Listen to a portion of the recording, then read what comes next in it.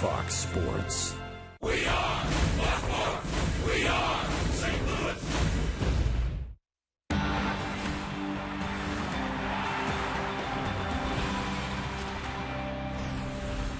The St. Louis Cardinals, the reigning world champions, look to stay unbeaten during this homestand here at Busch Stadium. They're lined up for their fleece blanket, but it's a warm night here in the Midwest. The Cardinals and Giants on Fox Sports Midwest. Last night in the win, Matt Holliday with the bat. Winds up at second base. Dangerously tagging up, but the aggressiveness pays off. David Freese would drive him in. That would prove to be the go-ahead run. Carlos Beltran, a little bit of everything last night, showing off the arm against his former team, and then taking Matt Cain deep to tie it up early on. Holliday and Beltran, no doubt, two MVP candidates for the Cardinals. That's Al Rabowski. I'm Dan McLaughlin, and welcome to Cardinals baseball. Those two have been healthy and fun to watch. They really have been. They've been outstanding, but they might have their work cut out for them tonight because against Barry Zito, both Beltran and Holliday have struggled. That is uncommon because right-handed batters usually have a lot more success against Zito. He really does handle the left-handed hitters. Barry Zito, such an interesting guy, both on and off the field. He has changed the way that he has pitched when he was the Cy Young Award winner over the American League. What do we expect now in 2012? Well, he's a .500 pitcher this season, and they say when he can get his cutter inside to the right-handed batters, he really has a lot of success. It all depends on those secondary pitches, the changeup, the curveball, and the cutter running in. So Zito, the lefty, getting the start for the Giants. For the Cardinals, the big horse, Lance Lynn, first year in the rotation, and what a year it's been. A look at Lance when we come back.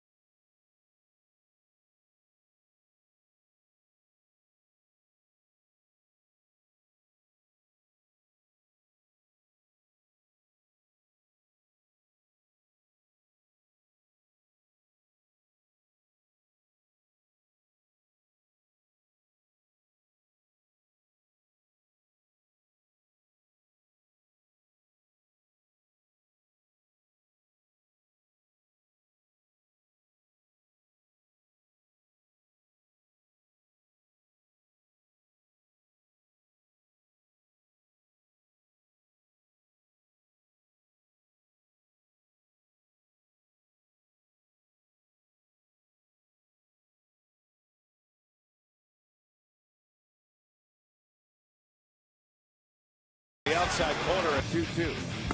Swing and a miss. Lynn. Good fastball on the outside corner at 94. Curveball, and he throws him. It's a strikeout. It's a strikeout. Number 7 for Lance Lynn. And a strikeout. Big one there for Lance Lynn. He has been outstanding and certainly one of the big surprises in the starting rotation for the Cardinals this year. And Al, he's going for win number 14 here tonight. That's right, 7 road wins. He's 6-2 here at home with an ERA of 2.8. He's 11th in the National League in strikeouts, 4th with his 13th wins. We knew he was good last year in the bullpen, but a surprise this year in the rotation for the Cardinals. Lincecum a disappointment. Surprise, surprise. Cabrera's been very good. That's next.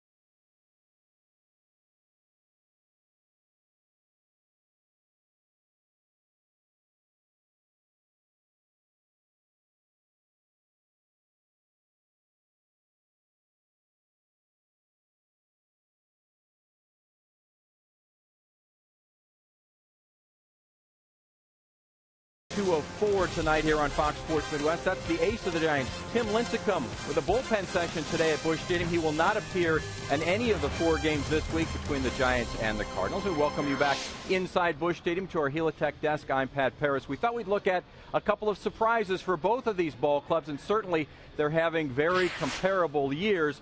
Tim Lincecum is not having a year you would compare with any other. Some wonder if it's health. Some wonder if it's just fatigue, the breaking down with those tough mechanics, but that 5.43 ERA, something we've never seen from the 2-time NL Cy Young Award winner. And for Lance Lynn, we've never seen him as a full-time starter in the major leagues. This is his first season of doing so. He has been the biggest surprise for the Cardinals pitching staff, taking the place of the injured Chris Carpenter. On offense, both teams also with a couple of surprises. For the Cardinals, it's Carlos Beltran. Picked up in the offseason, he has had a resurgence. He is the league leader, of course, with 78 RBIs, second most home runs. He has been a real shot in the arm, and he's not been on the disabled list for the first time since 2008. That's been a key for him. For Melky Cabrera, well, he sort of found a home. 4th team in 4 years for him, but the Giants have loved seeing what he's been able to contribute. How about a .354 batting average, second best in all of baseball, behind Andrew McCutchen of the Pirates, and certainly a great season for him. Cardinals and Giants, game 2 of the 4-game set coming up next. Stay with us.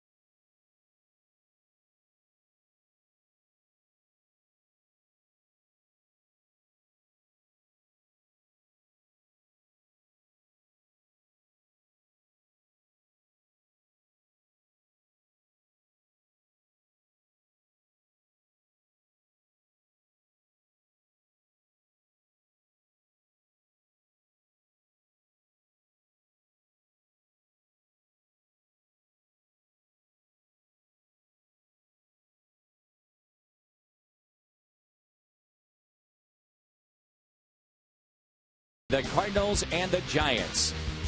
The young guys in the lineup for Mike Matheny asked to come through again. John Jay, a 4-hit night last night. Alan Craig will bat second in Mike's lineup. He's been an RBI machine this season. Craig, Jay, Cardinals, Giants next.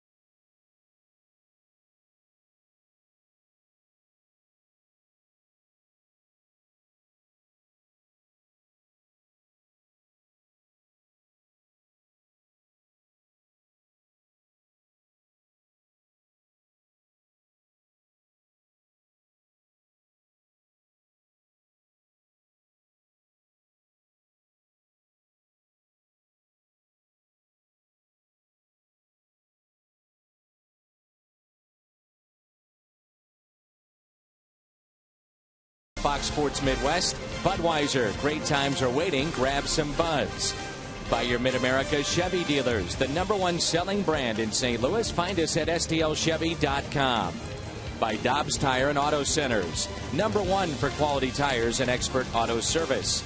And by Steak and Shake, just no equal.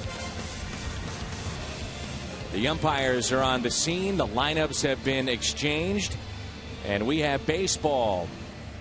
The great franchises in all of Major League Baseball. Birds on the bat.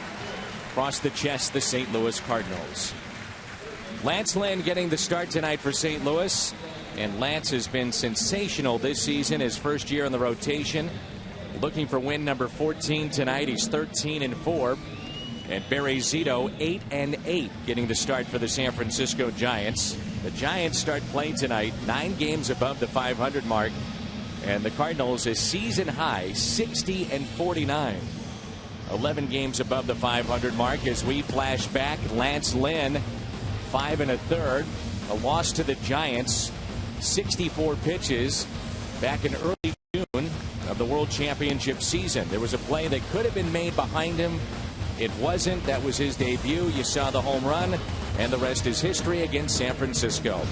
But we have come to know that when he takes the mound for Mike Matheny, he's been the biggest surprise on the pitching staff, and he's trying to win that 14th game, like you said.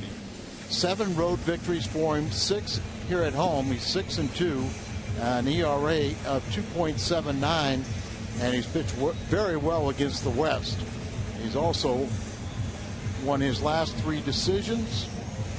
Had a little rough patch, but he's weathered that storm and pitching very well once again. Look at those numbers. The last 5 starts presented by Enterprise Bank and Trust. He's 3-0, 30 innings, and 29 strikeouts. That's also what really has stood out about Lance Lynn. We knew that last year in the bullpen. He would let it fly, but it's carried over to this year in that starting rotation where every inning it seems like he has a chance to strike out anybody and be dominant. He's 11th in the National League in strikeouts. He's keeping his walks down and keeping the ball in the ballpark.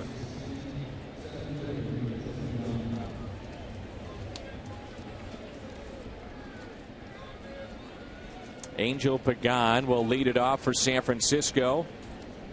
He's hitting .283 this year. Homered last night off of Jake Westbrook. That was his 7th of the season. And his 40th RBI. He went 2 for 4 with that home run. The corners are in. Outfield is straight away.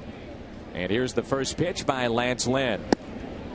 On the outside corner for a strike. Jordan Baker is the home plate umpire. Tim McClellan, the crew chief, down at first. Brian Runge at second. And Marvin Hudson is at third.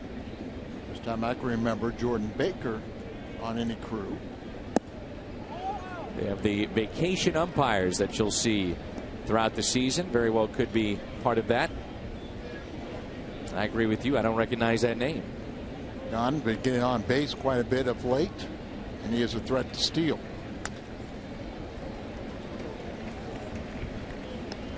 Second strike on Pagan. The Giants have been a very good road team after the All-Star break here in this 2012 campaign.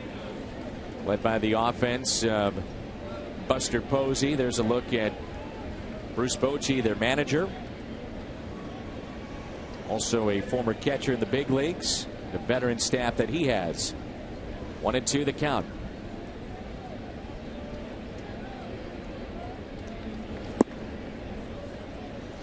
Bruce Bochy knew when to leave San Diego, didn't he? He sure did. As he had a long reign and successful reign in managing the San Diego Padres. And then all of a sudden, abruptly, he kind of went north to San Francisco, and you wondered why. Now we know why.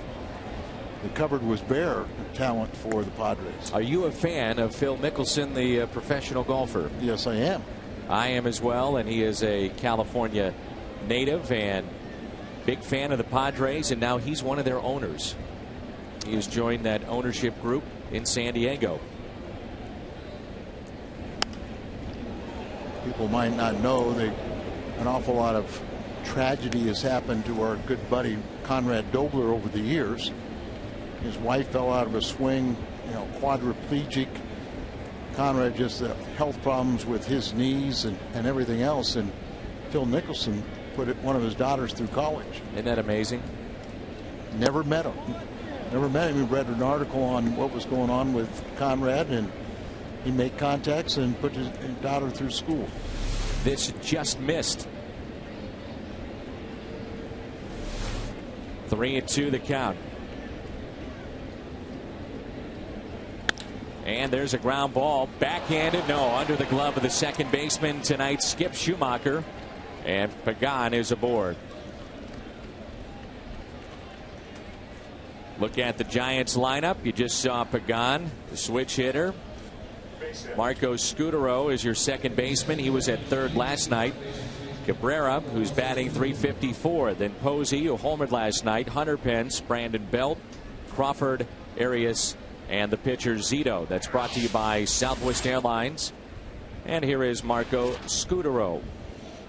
He's hit in 8 of the 10 games since coming over to joining the Giants at a .316 clip. Mentioned it last night how the Giants out of the gate really struggled defensively. That has improved. Improved play of Brandon Crawford, specifically at short, but Scutaro, known for his glove, has helped things out.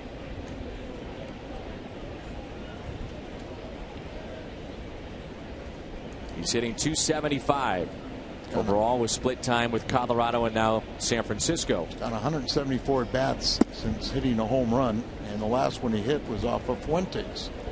Brian Fuentes, when he was pitching for Oakland earlier this year.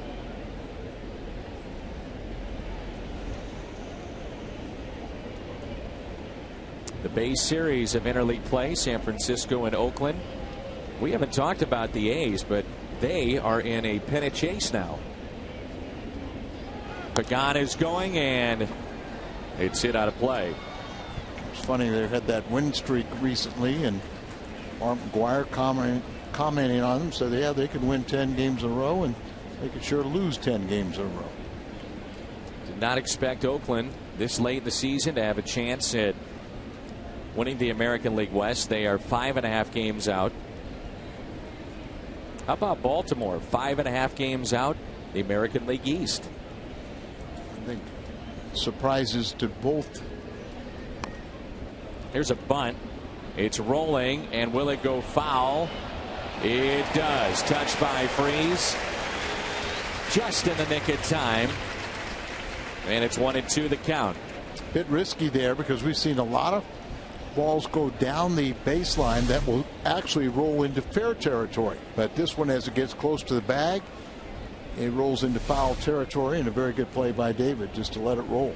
I'm sure part of that process, too, knowing that the bunt was so good initially, no chance to get him, making a play and fielding that in fair territory. So why not take the chance and let it roll foul? That was his only chance. You bet. How was the pregame tonight, Al? It was outstanding. Had a chance to watch the first couple of segments. I thought you were as smooth as silk. Well, thank you, because after that, I didn't do anything but sit there. That's probably why I didn't watch anymore. Oh, that must be. As they check on Pagan. Pat Paris and the gang every night, 6:30 with our pregame shows.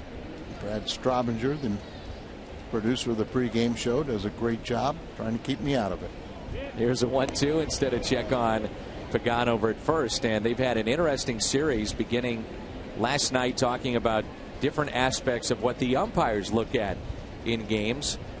And I like that segment. It's very good. And they talk about balks. They talk about instant replay as Pagan wants to get some of the dirt away.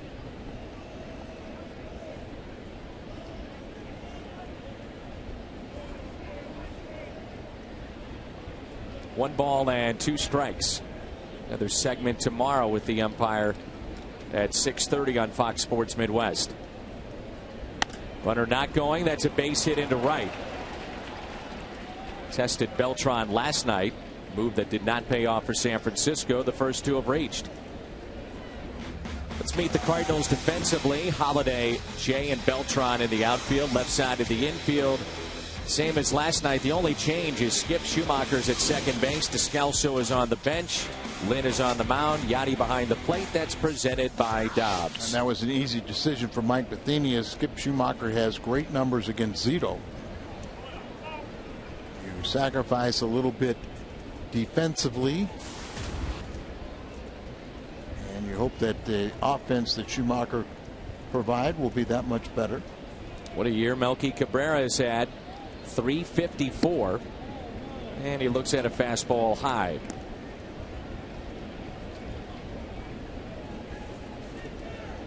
Been consistent all season long. Been right up there at the top or second place in the National League batting race. Right now he trails the 25-year-old outfielder of the Pittsburgh Pirates, Andrew McCutchen.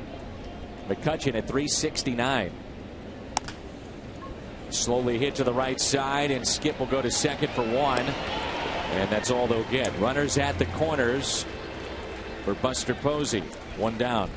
But that is key for you to get that runner at second base.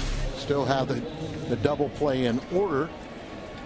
Skip has always talked about that ball right there being the toughest for him in the transition to second base. The ball to his left with a runner at first, trying to move, field it cleanly, but then swing your hips to the other side towards second base and sling it sideways.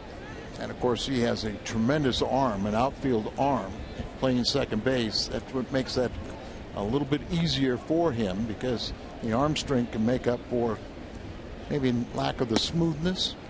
But he's worked hard at and done a great job of becoming a infielder. It's pretty easy for an infielder to go to the outfield. Very difficult for an outfielder to come to the infield. Buster Posey, a fine season, back in their lineup every day. And of course, we're talking about middle infield. Buster homered last night, but he also hit into a double play started by Furcal early on in that ball game. Westbrook, again, very good last night.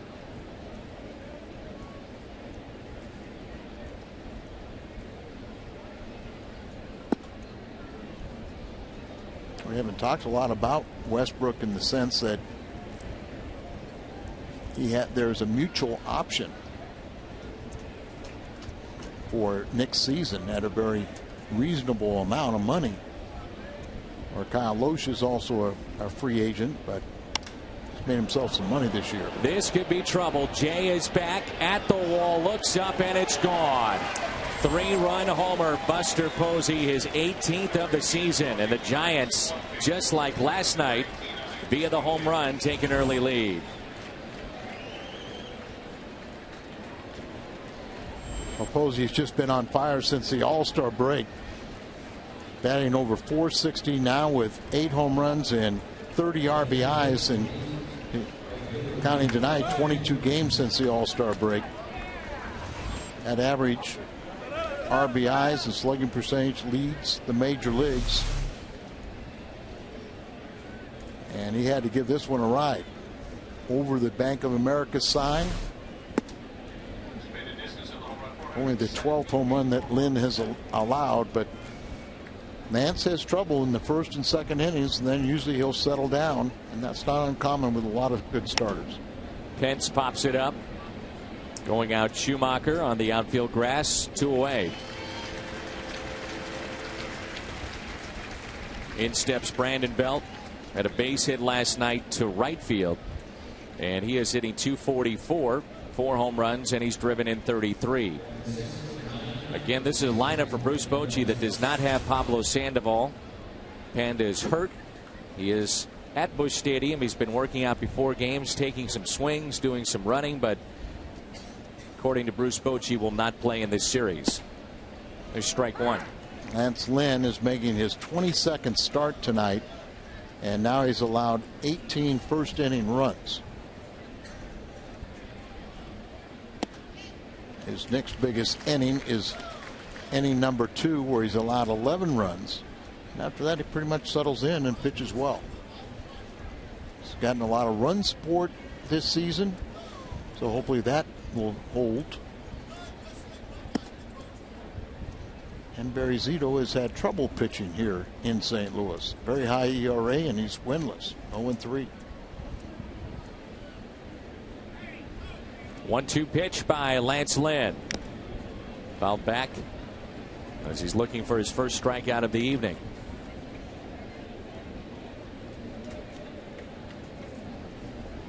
Brandon Belt knows a thing or two about pitching and being on the mound. He was considered one of the top pitchers in college baseball when he was playing.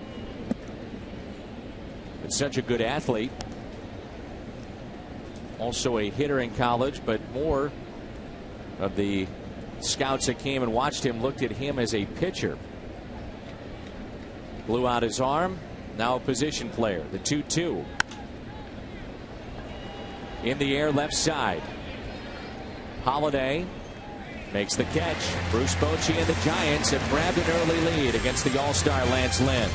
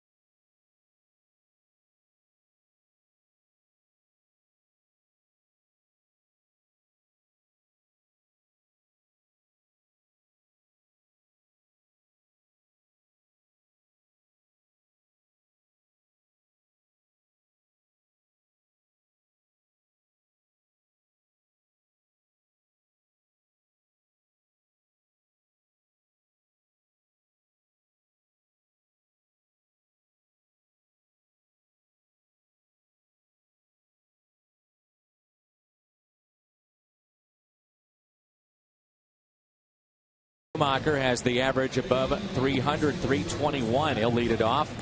Then Craig in the second spot, followed by Matt Holliday. Beltran is your cleanup man. David Freese, Yadier Molina, John Jay, 4 hits last night. Rafael Furcal with an RBI base hit in game 1 of this series. Then the pitcher Lance Lynn. Enterprise Bank and Trust starter for the San Francisco Giants, the former A, Barry Zito. 8-8, 4.25 ERA. He's walked an awful lot. That is a real problem for him. He's allowed 15 home runs. He struggled in the first inning, allowing 20 runs, 18 earned in 21 innings. A lot better in innings 2 through 9 at 3.55 ERA.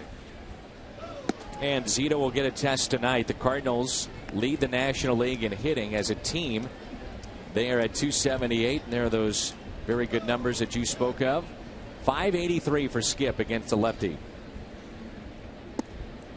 And Barry Zito as a starter is 0-4 with a 9 ERA versus St. Louis. He's had a lot of problems pitching here in St. Louis. Ground ball to short. Crawford after a couple of hops. Skip is retired. Giants defense leading the National League in errors. Cabrera, Pagan, and Pence in the outfield. Around the horn brought to you by Dobbs. Arias, Crawford, Scudero, and Belt along the infield left to right. Posey, who's hit the 3-run homer, is behind the plate. Zito on the mound. Again, that's brought to you by Dobbs. Cardinals lead in total bases in the National League. And they also lead in RBIs. You wonder where that RBI total might be if Alan Craig was healthy from day number 1. He has produced 56 he has driven in 68 games. And he didn't even start the season until May 1st. Recovering from the fractured kneecap suffered last season. And he spent another 14 days on the disabled list with a left hamstring strain. So, boy, he really would have some unbelievable numbers. Leads the National League in hitting with runners in scoring position. That's why the RBI total is so high with so few games. 2 balls and 1 strike. And he hits a good spot in this lineup. That's the second spot in front of Holliday, who has just been on fire. Off-speed pitch. It's taken low. Remember when Barry Zito was winning the Cy Young Award with the Oakland A's? He was low to mid-90s at times with that fastball, but he also had one of the best curveballs you would see. There's the curveball and a strikeout of Alec Craig. He was a 2002 Cy Young Award winner, 3-time All-Star. And then when he signed the big mega contract with the Giants, $126 million, first thing he said is, I want to change my motion. Dave Righetti had to fall out of bed. Why would you do that? Well, he's left-handed, free spirit. Well, he is a free spirit. That may explain it. Holliday looks at a strike at 75 miles an hour from number 75, Barry Zito.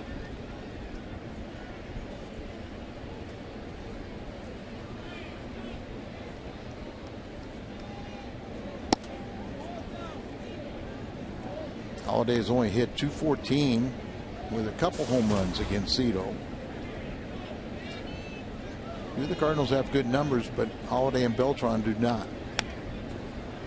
Staying away from the inside portion of the plate here with Matt Holliday, and we saw with a hard throwing Matt Cain, they were trying to pound him in last night.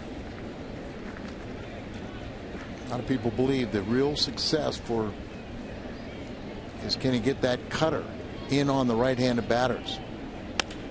Breaking ball and a base hit for Matt Holliday.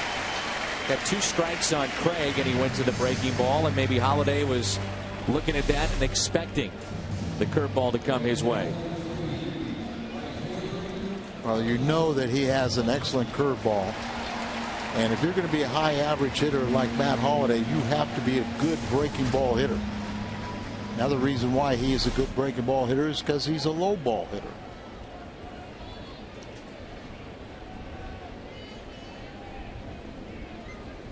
Here's Carlos Beltran, and he hits it down the left field line. That ball will get to the wall. Holiday is digging towards third. They'll hold him up. And Beltran trotting into second base with a 2-out double. And the tying run already here in the first will come to the plate in the form of David Freese. 19th double for Beltran. Jose Aquino is more aggressive than any third base coach I can remember, but he had to hold him up as Cabrera got that ball back in very quickly. So it's another off-speed pitch, just rifled down in the left field wall.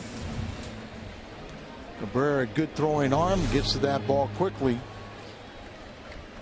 Bring up David Freese, who's been on fire. It's also 2 for 5 against Zito. Runners at second and third, and Freese takes a ball in the dirt, blocked by Buster Posey. David has knocked in 64 this year. David has the fourth best batting average post All-Star game, 391. He led the major leagues with a 458 batting average and on base percentage in July.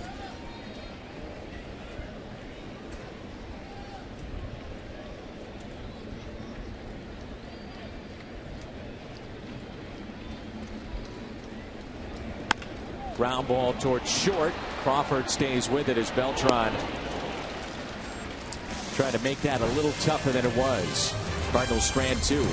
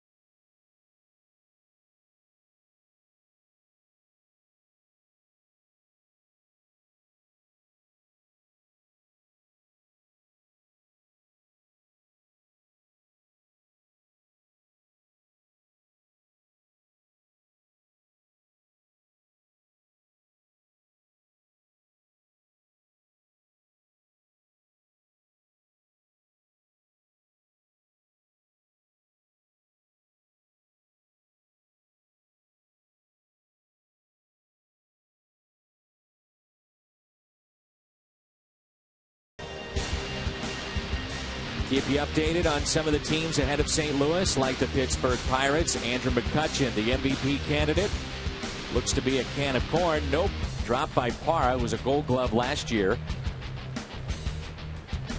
The Pirates weren't done. McCutchen again, this time taking care of business all by himself. The Diamondbacks right now bottom of 5 at PNC, and they lead it by the score of 3-2.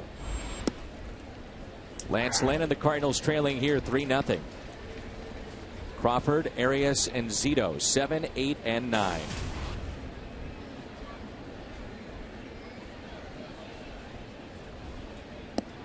Breaking ball and a strike. 0-2. Crawford hitting just .229. 3 home runs, and he's driven in 32.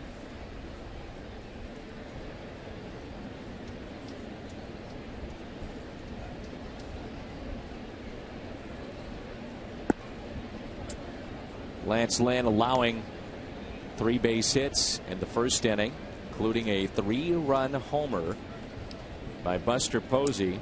As Al mentioned, he is the hottest hitter right now, maybe in baseball, since the All-Star break. 18th home run of the season, second in 2 nights here at Busch Stadium, and his 8th since the break. And Mike McCutcheon would be rivaling him pretty well. 2-2 pitch, and that's a base hit. He had him 0-2 and lost him. Over to get it, John Jay. They'll test him. Fired into second base, not in time. It's a leadoff double.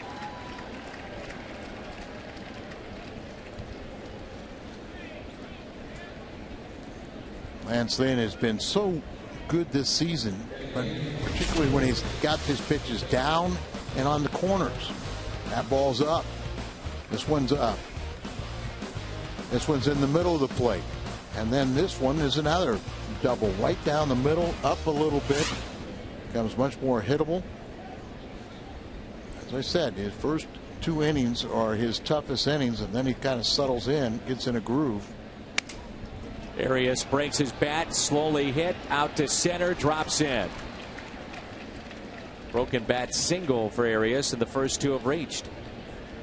And already 5 hits for San Francisco. Brings in Barry Zito.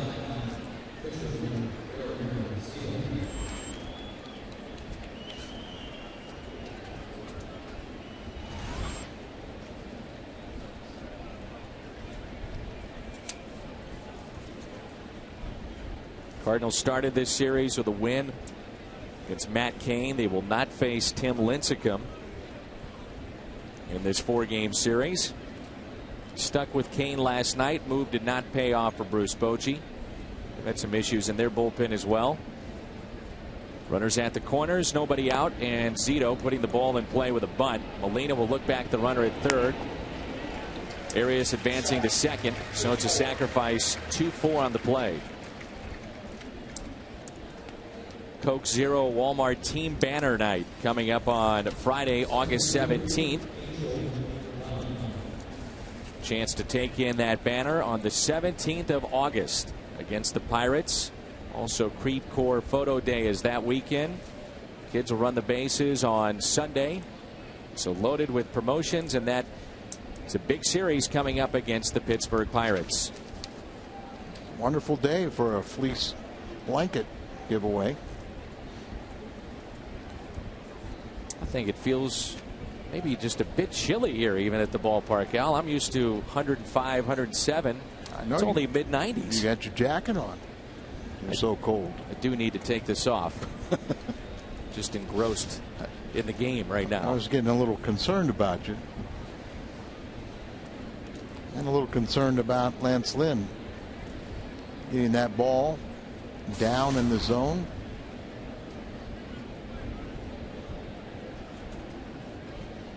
Back to the top of the lineup, and Pagan.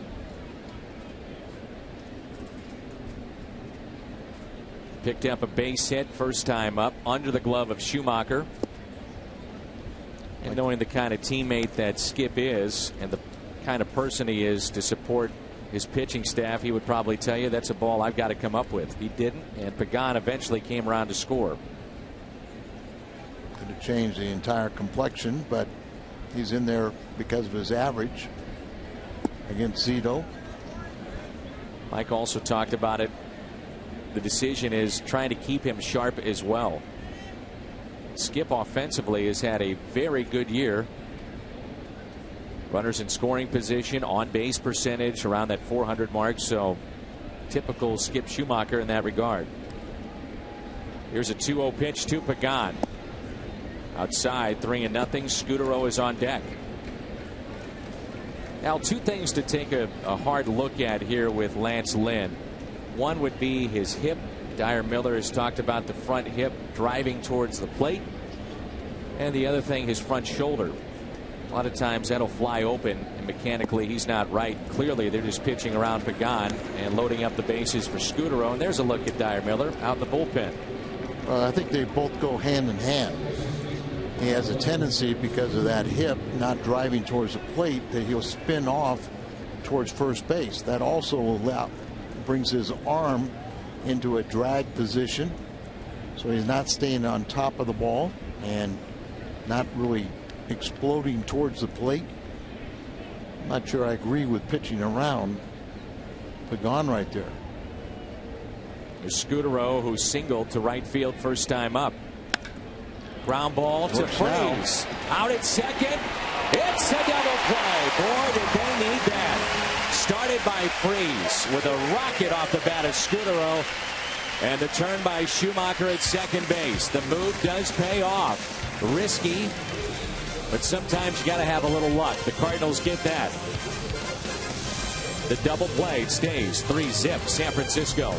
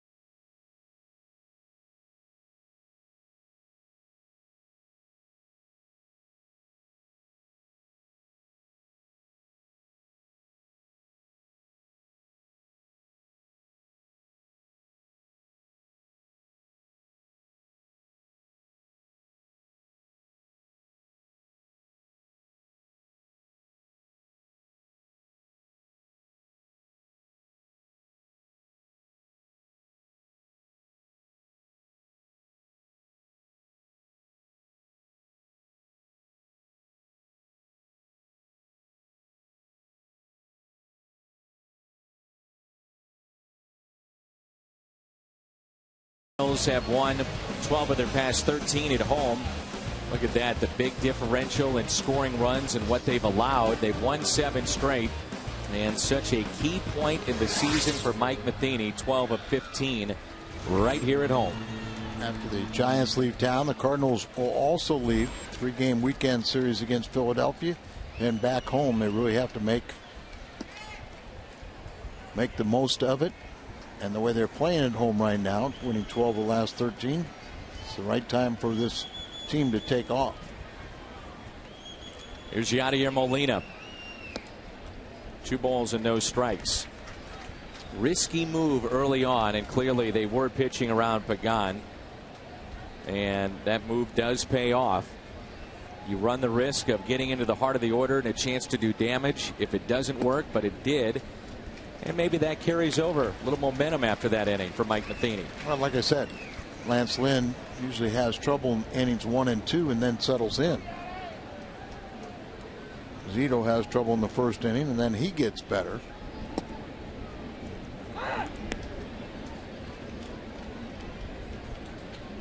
Saw that graphic of the allowed runs, only 20 at home past 7 games or so.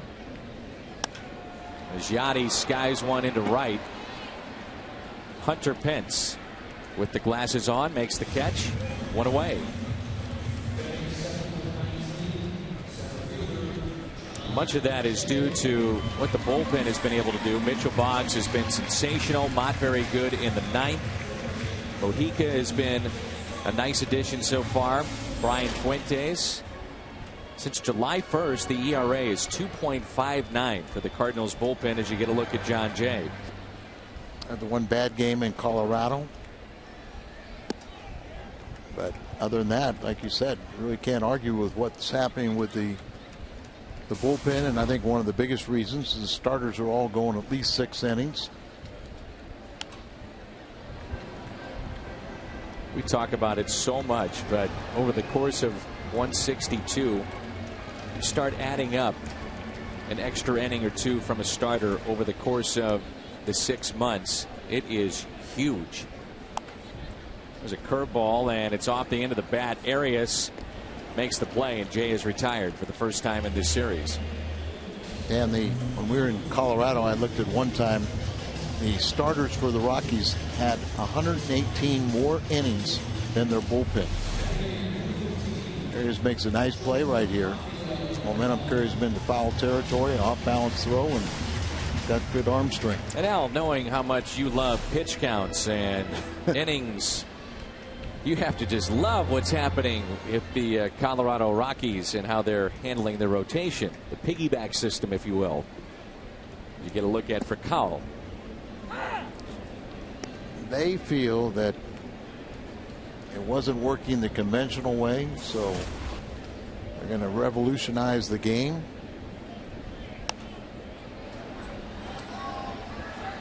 That's out of play. 0-2 on for Cowell, still dealing with soreness in the lower back. They missed those 5 games. He's just 1 for 12 on the homestand. But the good news is he got that one hit last night. And he's hit Zito very well. There's Descalso, who's played very well, especially defensively. Had a good weekend at the plate against Milwaukee. Fly ball right center. Pagan makes the catch. Cardinals go 1-2-3. It'll be Cabrera, Posey, and Pence when we come back. Giants on top.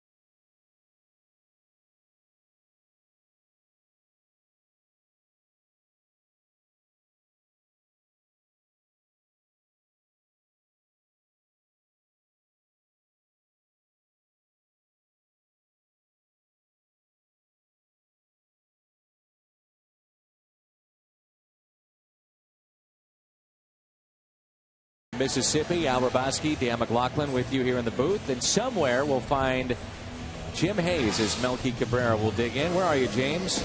I'm in the upper deck with an update on Lance Berkman. Berkman on the DL with inflammation in his right knee. Had cortisone injections in both knees over the weekend. The plan is for Berkman to get the swelling down and then start building up the strength in his knees. Now, Berkman did not go on a rehab assignment after his last knee surgery. We're told the Cardinals will encourage Lance to go on a rehab assignment this time around. The question is, when will Lance be ready to go, guys? Here's a look at Melky Cabrera as he goes down to get it, drives it down the right field line and foul, not by much. So, Jim, he's getting the shots, but as we saw last time when he came back, he wanted to try to ease his way back into the lineup, but doing it at the major league level. Clearly his timing wasn't quite there. I'm sure Mike Matheny and others will, as you mentioned, encourage him to maybe make a visit to Springfield or Memphis. Yeah, the thing is, they want to get those knees strengthened because it's all about balance and timing, and clearly Lance was struggling with that. They want to make sure he's right. And again, we're not sure when he'll be ready to go, but the Cardinals certainly want his bat and also his presence as soon as they possibly can get him back. There's a strikeout of Cabrera. Thanks, Jim. And for Lance Lynn, his first strikeout of the night. Lance got that good fastball, up and away, gets him to chase it. And he was 11th in the National League in strikeouts for Lance. Now Posey with one out, who was homer. Dave Duncan, I was about to say, Al, always would preach the sinker to his pitching staff. Put the ball in play, a two-seamer as opposed to the four-seamer. And talking with Lance the other day, mentioned to me that coming out of college, he had never thrown a sinker. That wasn't part of his repertoire. And he's incorporating that, but he's also gone back to the fact that he's got a four-seamer and just lets it fly. It's one of the differences in pitching philosophy is if you have a four-seamer, you are allowed to throw it. Not everyone can throw a sinker, but I think, he changes the eye angle of hitters by able to use both of them. But I will tell you, he's more successful when he gets the ball down. They want to bounce this one. And there's a strikeout. 2 in a row. Lance, that's what at times has gotten his mechanics out of whack. This off-speed pitch at 78 miles an hour. Trying to learn the sinker and make it move. He said he altered his arm angle, and he said once he realized I can't do that, I've got to go back to the way I could pitch, and hopefully the sinker will come. And it's gotten better as he's gone along. Yes. 2 outs, nobody on for Hunter Pence. First pitch. Left center, John Jay. 8 pitches that inning. We go to the home half of the third. Lynn will lead it off when we come back.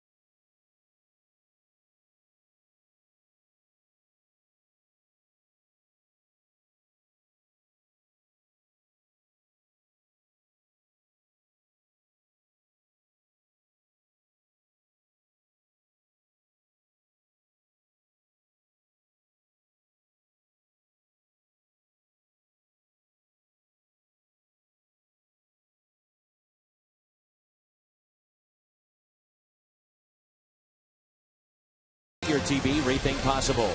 MyKiaSt.Louis.com. And get the All-American Jack Combo at Jack in the Box. It's a no-nonsense burger with fries and a drink for only $4.99 plus tax at participating stores. The famous statue, Stan the Man, outside the main entrance here at Busch Stadium. In steps Lance Lynn for the first time tonight.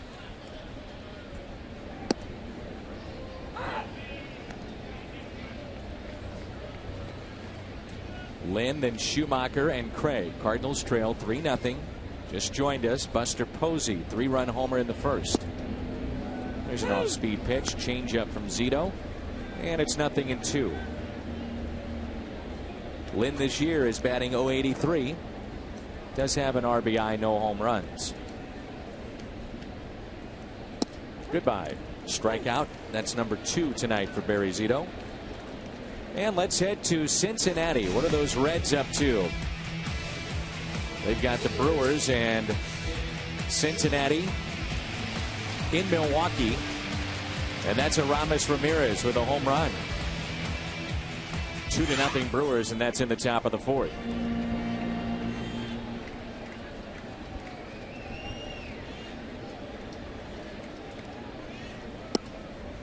Top of the lineup now, and here's Schumacher, who grounded out to short, 0 for 1.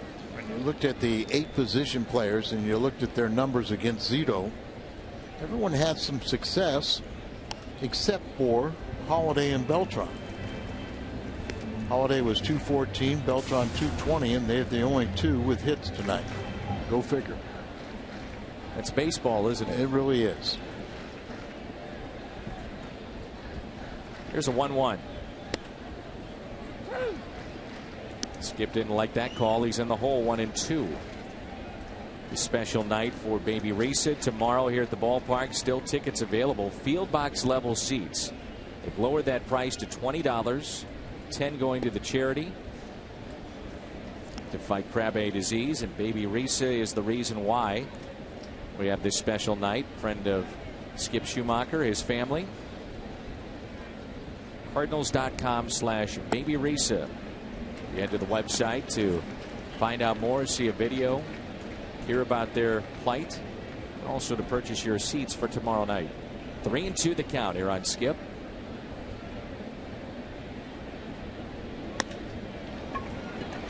A little flare out to left. And thus far, Zito has had the Cardinals off balance. Friday night, join the Fox Sports Midwest girls to watch the Cards and Phillies game from the Ultimate Guys Weekend at Chaffetz Arena. Check out ultimateguysweekend.net for more information. 6 in a row set down by Zito after the double by Beltran in the first. Here's Alan Craig, who was called out on strikes. 0 for 1.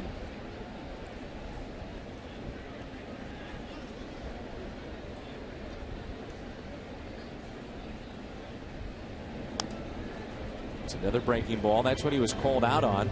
This time he got a piece for strike 1. Just having the ability to watch that curveball in the batter's box will help him throughout the rest of the game.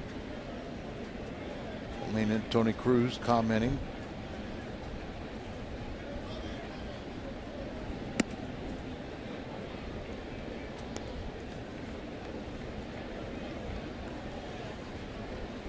He's trying to tell him what he's picking up as he's watching Zito. 2-1.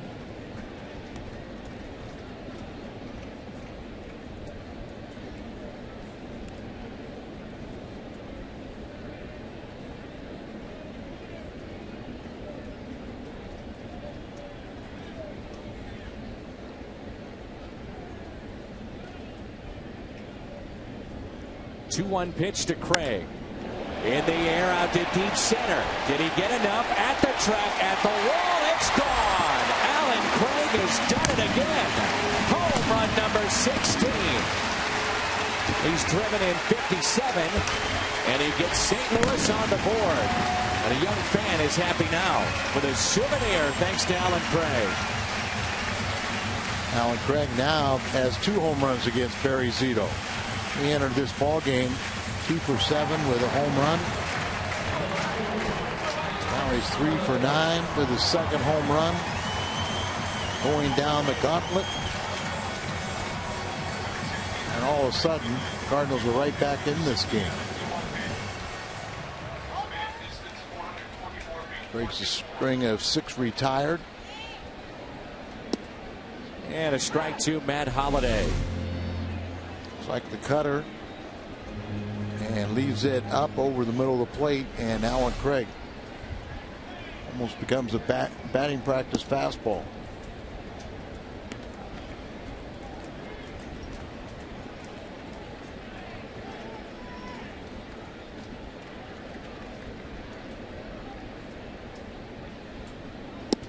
Oof.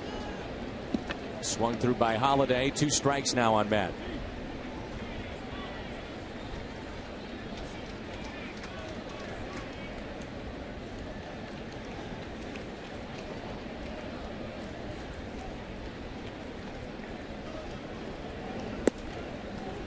2-2. Get the feeling, Al, that you just hang around long enough against Zito. This stage in his career, you're going to have your chances. One of the things about the Cardinals that they really work the pitchers. There's a line shot, but caught by Crawford at short. Alan Craig on a 2-1 delivery from Zito connects with home run number 16. He's driven in 57. Cardinals get on the board 3-1 as we head to the fourth.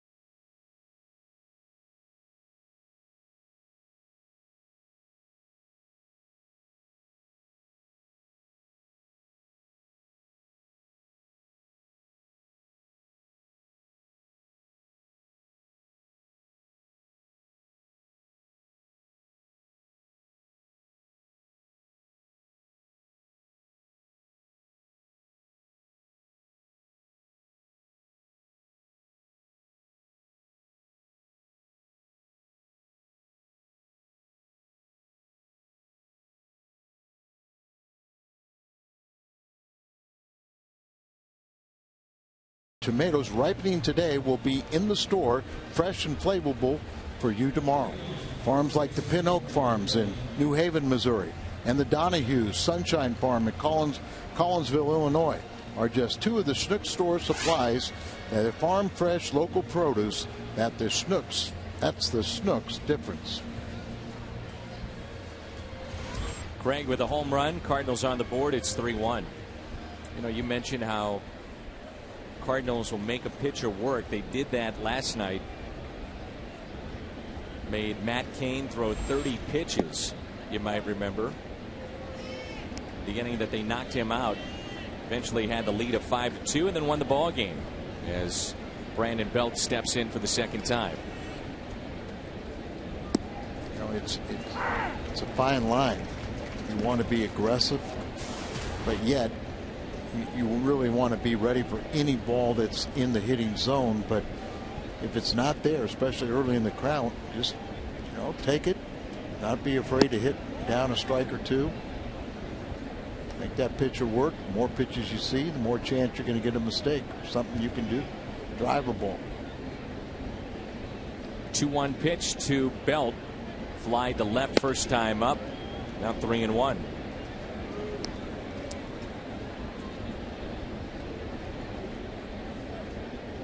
A couple of years ago, was Lance Lynn visiting with Jay Lair, former college pitcher, instructor back in his home state of Indiana.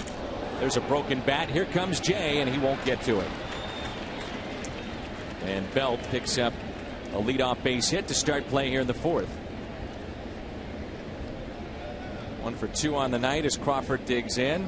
Hitting the road, take us with you in our coverage on Fox Sports Midwest, MLB.TV. Visit Cardinals.com to get more details. That instructor saw during the AAA All-Star break a couple of years ago some of the flaws of Lance Lynn. And in that second half, it turned into the pitcher that we're seeing right now. We saw him take it to another level back into games last season as Crawford looks at a ball. He doubled the first time up. But what a pleasant surprise Lance Lynn has been. I don't think anybody anticipated.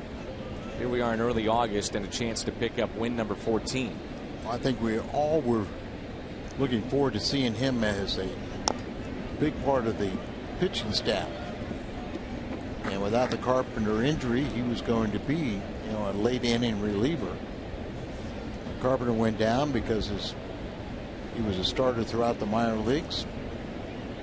You know, it just made sense to let Lance take over that slot, but you just had a great confidence that he would be able to handle it. But to do what he's done, being an all-star and chance for 14 wins, no. Runner goes, hit and run was on, and it's hit out of play. Bruce Bochy has talked about it just like Mike Matheny, being aggressive with a team that, even though the numbers don't show it, San Francisco, they know that their pitching will carry them, but they have to generate offense. Cardinals have those big boppers in the lineup, but Bruce Bochy trying to generate anything he can, especially in the bottom half of his order. And then also with Molina's ability to throw, you don't want to just have a guy steal. You have to have some protection, so you have to hit and run. We've seen Lance Lynn be victimized by not really paying attention to a runner and not step off when a runner takes off. But when he gives Molina a chance, they were able to gun out most base stealers.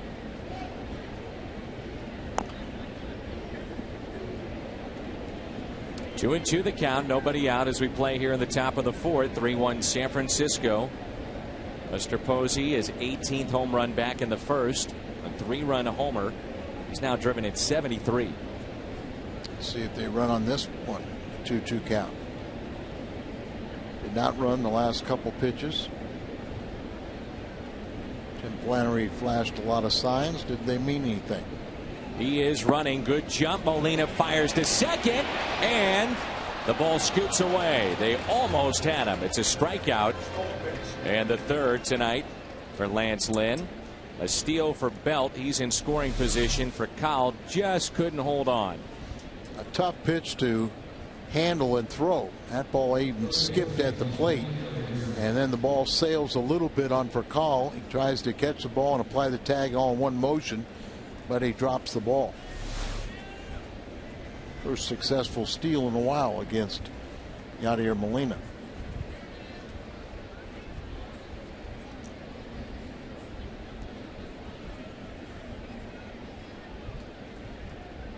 Eighth place hitter Arias, broken bat single, first time up.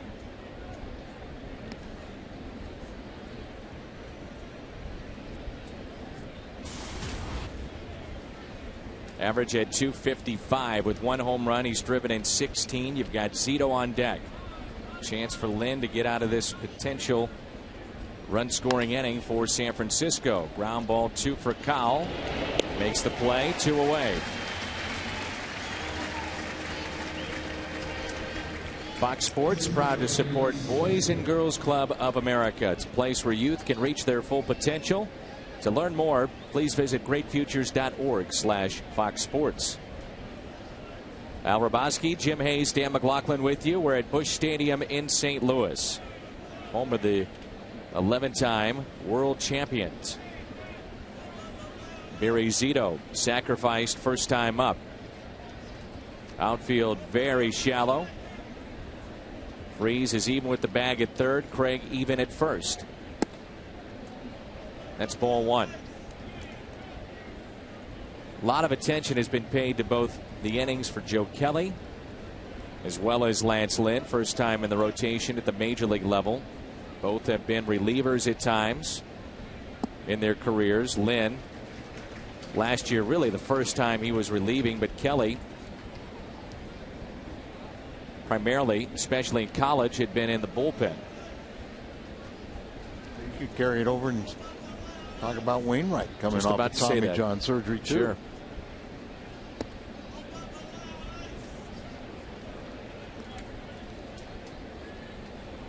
That's why at the trading deadline you didn't know if they were looking for a starter. Then they could use one of these guys in the bullpen to find that 7th inning man.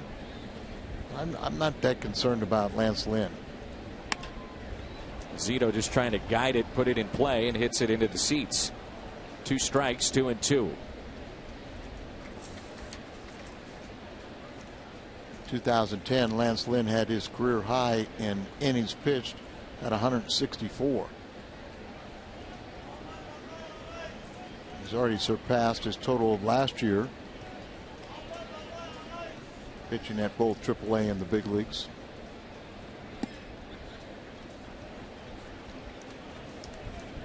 And you talk to the pitchers about it, they don't want to hear it.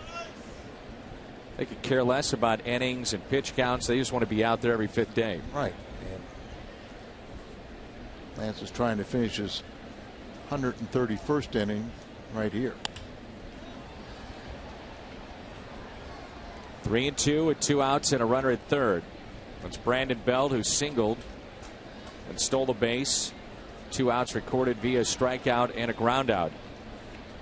Giants up by 2 runs as we play here in the top of the 4th.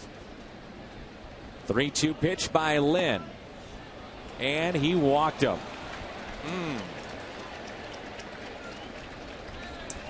It'd be a little too fine right there, but some of that mechanics you talked about, a little spinning off, falling towards first base, and your arm is dragging, and it would be away to a left-handed hitter.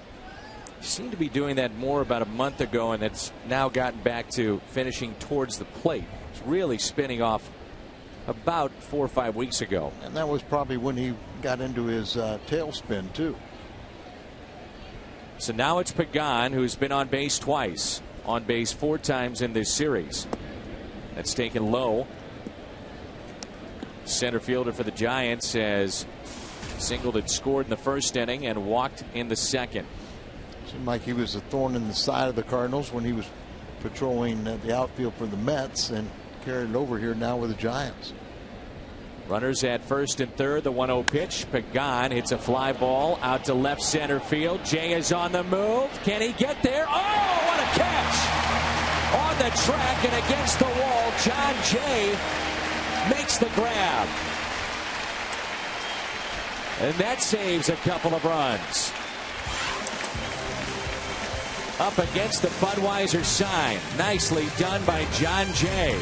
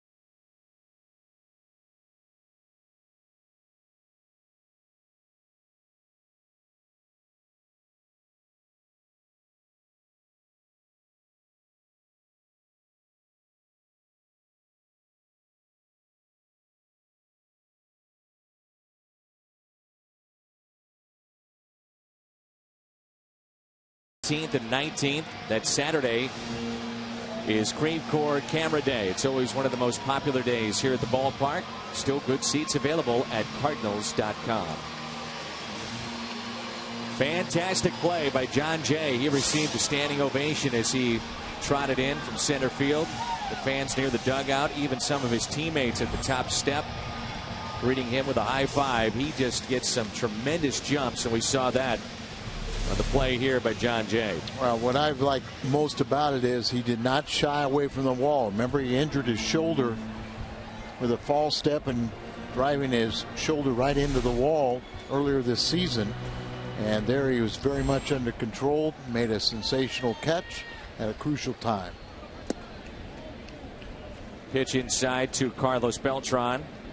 4, 5, and 6 in the lineup against Barry Zito. Allowed a home run to Alan Craig back in the third.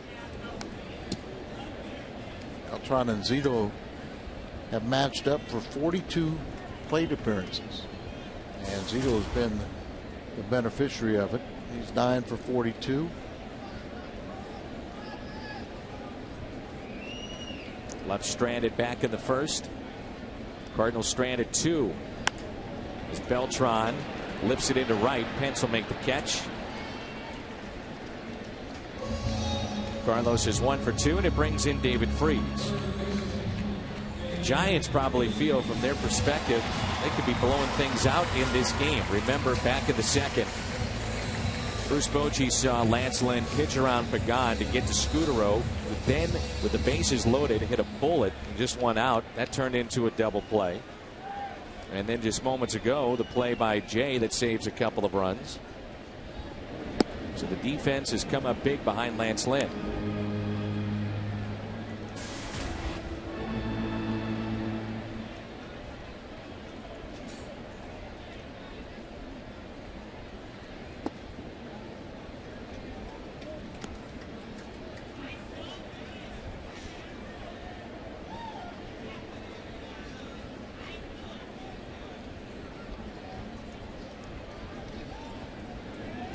Here's a ground ball that's pulled foul.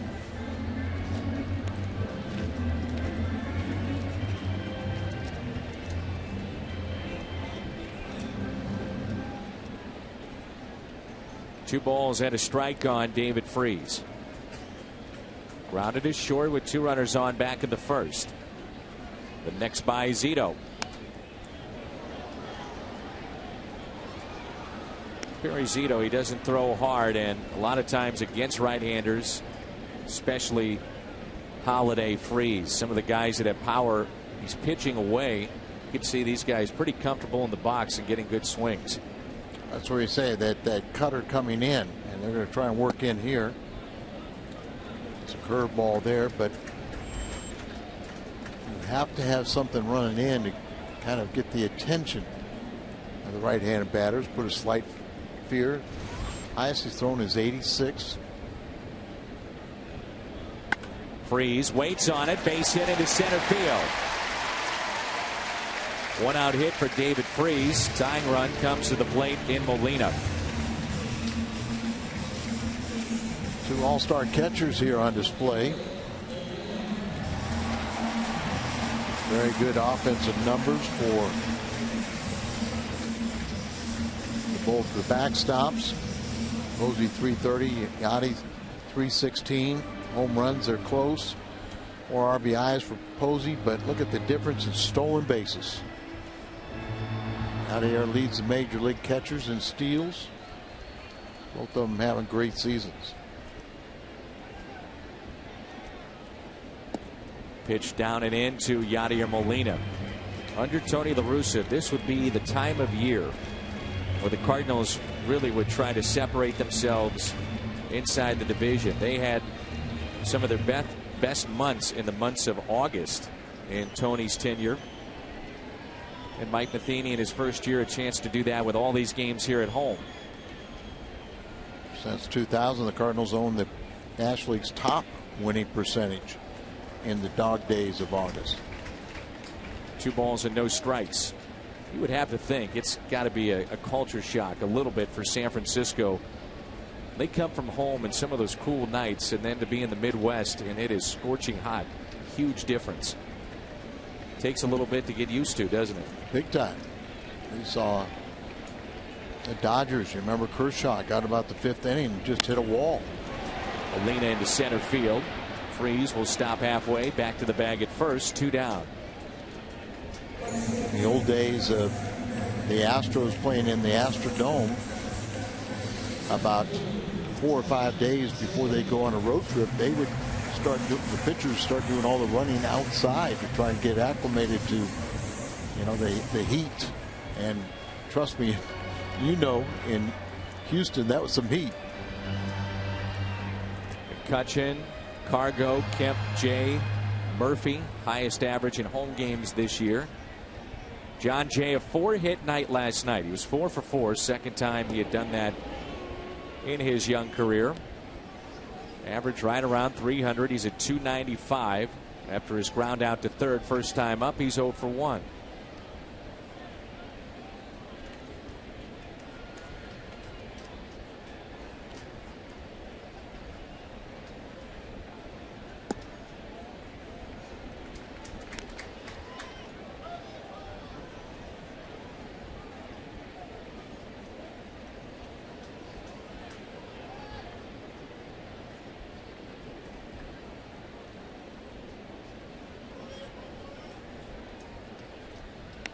Trying to bunt his way on. It's a beauty. Arias bare hands to first, not in time. John Jay, his 5th base hit in this series. Extends the inning to Rafael Furcal. John Jay was in his career batting .441 against the Giants. 4 for 4 last night. Now he tests the third baseman. Look at the good form right there. A high pitch, but he had the right angle with the bat out in front of the plate to where he could guide it down the third base line and hit down on it. And pulls off the bunt base hit. Mentioned last night that Furcal was giving Kane all kinds of fits, fouling off a bunch of pitches. Eventually he would single. We mentioned how the innings pile up for a starter. Well, that pitch count gets higher with a guy like Furcal when he's doing his job.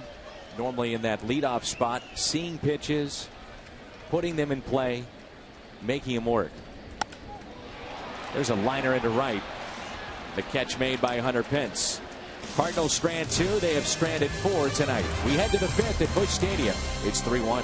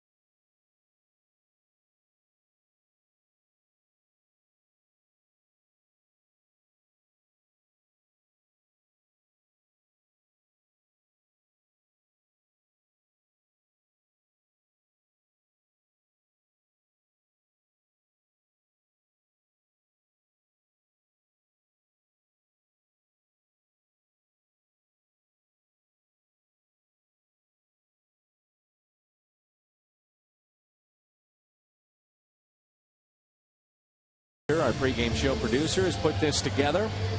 Some of the unique views of certain plays that maybe you have questions about. We have a Major League umpire that will answer those. Another segment and installment of that tomorrow at 6:30. Second inning.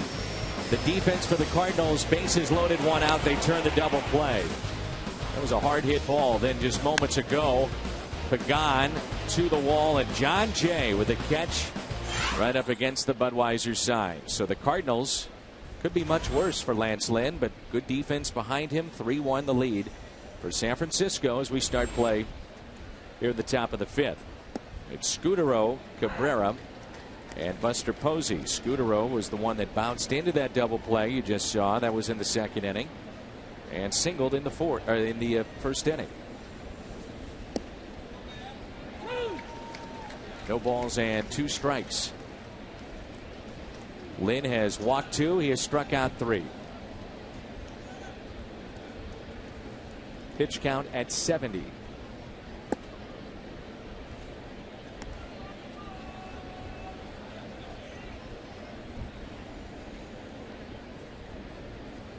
Three of the 4 innings, he's allowed the leadoff man to reach base.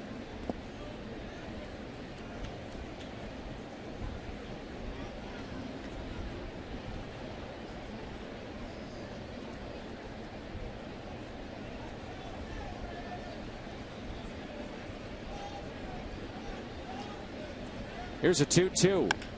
Ground ball for Cowell. Says the back is not that much of an issue defensively, but it's at the plate. And we've seen that looks like he just doesn't have quite the flexibility or the turn on some of his swings, and you got a hurt back. Trying to swing the bat is very tough to do. It is. And then, of course, the switch hitter, when he bats right-handed like he is tonight against Zito, he doesn't know how to swing easy, and probably puts a little more torque and twist on it, and has an idea of how he can strain it when he bats right-handed. Here's Cabrera. He scored a run. He's 0 for 2. Starling Marte, solo home run in the 7th to tie it at 3-3. The Neil Walker sac fly has given the Pirates a 4-3 lead. That's in the bottom of the 7th. We'll see Starling Marte, who homered. First pitch he ever saw in the big leagues with the Pirates. Highly touted prospect. The 2-0 pitch. 2-1.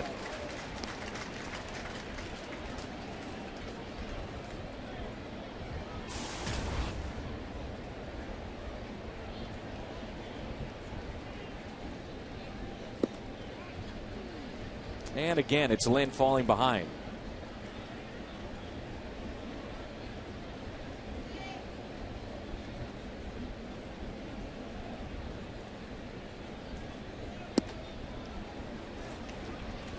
Third walk he's issued. 1-out walk, and it brings in Buster Posey. Now they talk about Posey being such a tremendous athlete, and you look at him. He's a catcher, shortstop by trade, also pitched a bit in college. He's not overly big, but they say the ball just absolutely jumps off his bat. It's a different kind of sound, and he's not the big bulky guy that you would think hits for power, but line drive after line drive, and some of those liners turn into home runs like we saw back in the first. He's now driven in 73 this year.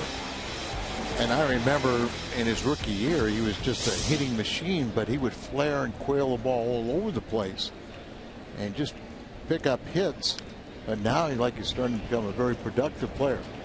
Doesn't necessarily have that catcher's build like you're talking about.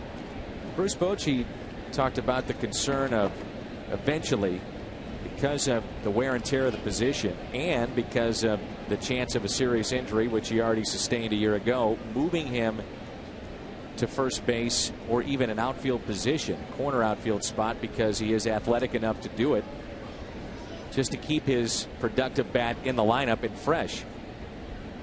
He has played some first base this year. Such a demanding position back there, and like you say, you can extend a career by not wearing the tools of ignorance. 1 ball and 2 strikes. So Mauer has resisted as Lynn picks up the strikeout. You know, a lot of people wanted Mauer to go play first base. Former batting champ and a pure hitter that has seen his numbers decline. They are worried about injuries with him, and they were in a tough spot. Minnesota, hometown product, fan favorite. So you get a look at Hunter Pence. Remember, he was selected in front of Mark Pryor. I was going to say, in signability. And if it wouldn't have been because he was a local, hometown grown, you know, they probably would have been so criticized for not taking Pryor. Many people did criticize him, but it was a good thing they had a local product that has turned out okay for him. You bet. Much better than okay, and a much longer career than Pryor. Pence with a high fly ball out to right. Beltran is back with room. Jumps and got it. Just enough room to make that catch. Pence gave it a ride. And again, the defense comes through behind Lance Lynn. Near the Cardinals bullpen. Would it have carried out of here? We get a better look.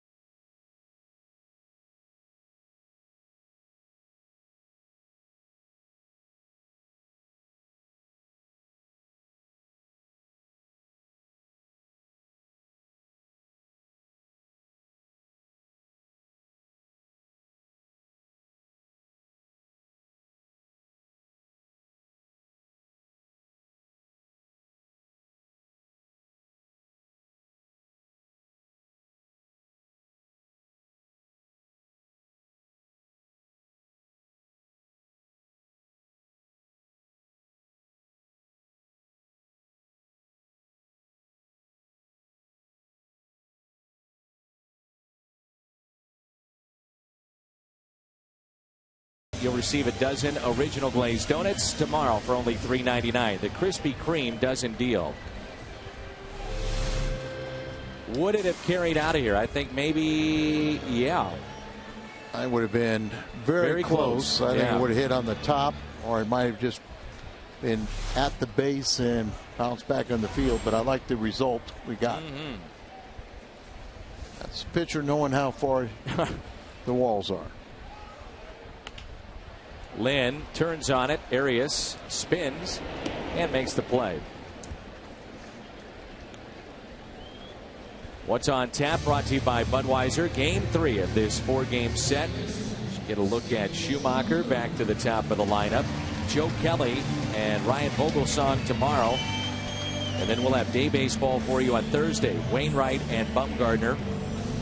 Adam 9 and 10. Bumgarner 12 and 6. Vogelsong leads the National League in ERA. And at one time you would fear another left-hander. But the Cardinals have a very good record versus left-handed starters this year.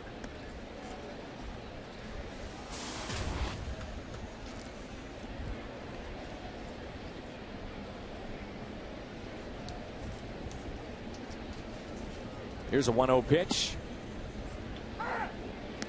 1 ball, 1 strike. Skip. It's grounded out to short and also flied out to left. And Zito. Pitch count at 63.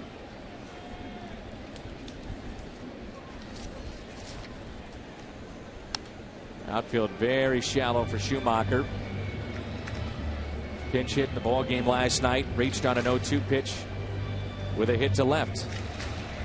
And would you be shocked if I told you that the Cardinals' record against left-handed starters is 22-11? This year has been a different year in that regard. Skip hits it down the left field line. It's slicing and foul. Always seemed like the Cardinals had trouble with soft tossing left-handers. Add to it being a rookie the first time they see it, it was almost an automatic win for the visiting team. I would say, Al, it's probably changed. The fact that Berkman is a switch hitter, even though he's missed considerable time, but Beltran for Cowell. And then you got guys like Holiday that hit lefties usually so well. To Cabrera for the out, 2 away. Jim reported earlier that Berkman is returning. It's imminent as Craig has supplied the only run tonight for St. Louis, a home run. That was his 16th. You know, talking about the ability for a player to go out on rehab. Some of our young viewers may be surprised that that is a relatively new option. And years ago, you only had one disabled list, and that was 21 days. And you couldn't go out on a rehab to try and get your timing back. That's why we talked about Berkman was going old school. But that has been put in for the benefit of the player. And Lance even talked about it, that in retrospect, it probably would have been advantageous to head out on a rehab assignment. And it's tough. You know, you've been such a long tenured major leaguer like Berkman. You just feel like you can come back. You know, your timing is going to be a little off, but you can do it. And I think he probably would have. He was getting into that stage, but then he got hit by the pitch. Kershaw hit him right on the right knee, right at the point of his incision, and that just, set him back and contributed to what his last little breakdown. 2-1 the count. I asked him about the other day, the Hall of Fame. Speaking of Lance Berkman, he said, you don't see many corner infielders or outfielders with my numbers that get in the Hall of Fame. And he said, I heard you the other night talking about that, and I probably agree with you in the fact that it's line foul.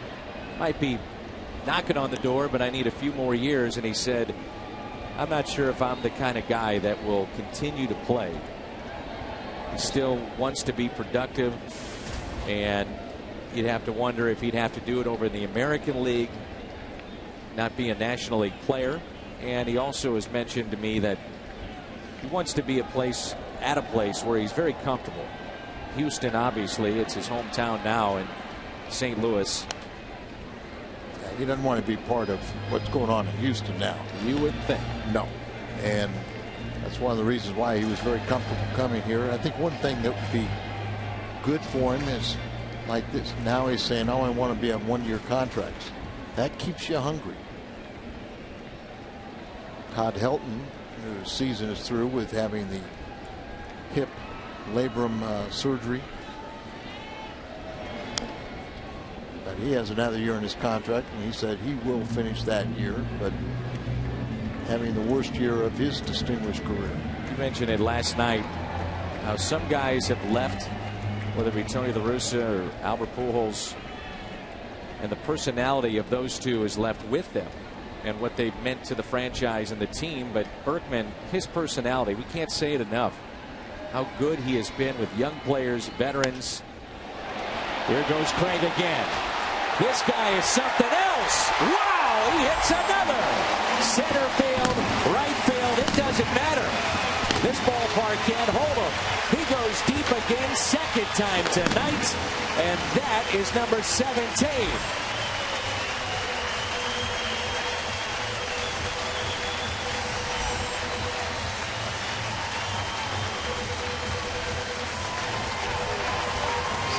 Multi-RBI game. I can find how many times he's gone multiple home runs, but a pitch away is just so strong. Now he goes to the ball and just that follow through.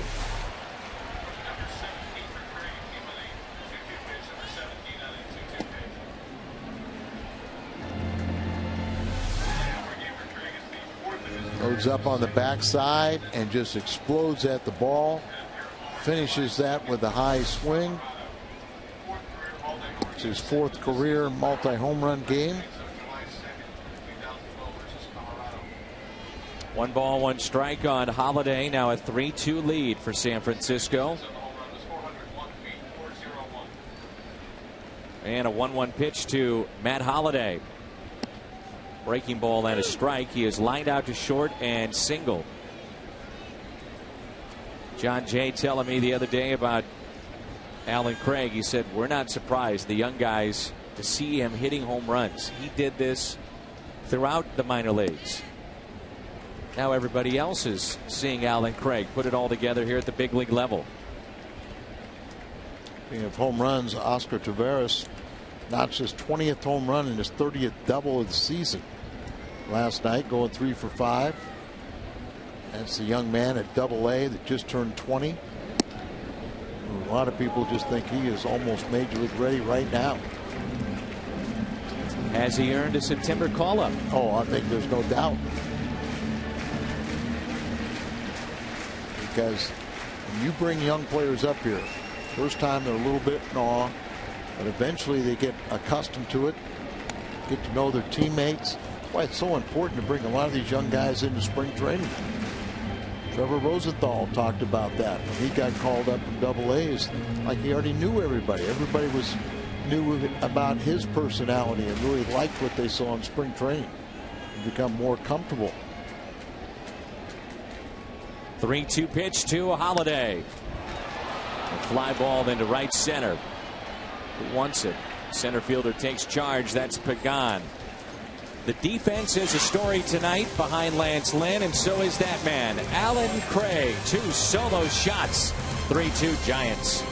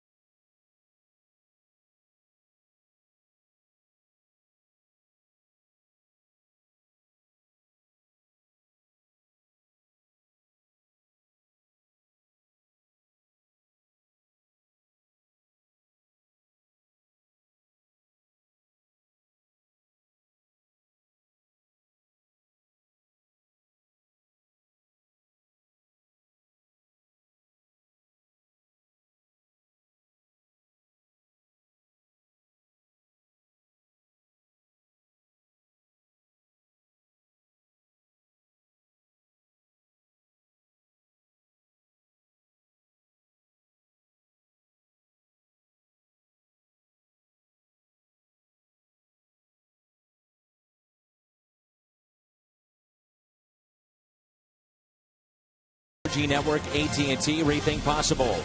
And by Ford, the official vehicles of the world champion St. Louis Cardinals. Al Hrabosky, Dan McLaughlin with you. Jim Hayes with us as well. Underway here in the top of the 6th. We've seen 3 home runs. 2 by Alan Craig. Both have been solo shots. Buster Posey, 3-run homer in the first off of Lynn. Adds up to a 3-2 lead for San Francisco. Belt, Crawford, Arias. Good news coming from Pittsburgh and Milwaukee. Schumacher won't get to it. But you have to win your own ball game. You win your game, everything takes care of itself. One good way to look at it, there's enough time where you just pick up 1 game a week on your teams you're chasing. And the Cardinals have plenty of games left with Milwaukee, or with Cincinnati. Take care of their own business. Remember StubHub, the place to find the tickets you want. Home or road, StubHub, official fan-to-fan ticket marketplace of the Cardinals. Here's Brandon Crawford. Doubled back in the 2nd, left stranded, then struck out in the 4th. Mike Fiers had a perfect game going for Milwaukee as they lead Cincinnati. That's now in the top of the 7th, 2-0. And the Diamondbacks, top of the 8th in Pittsburgh, a 7-4 lead over the Pirates.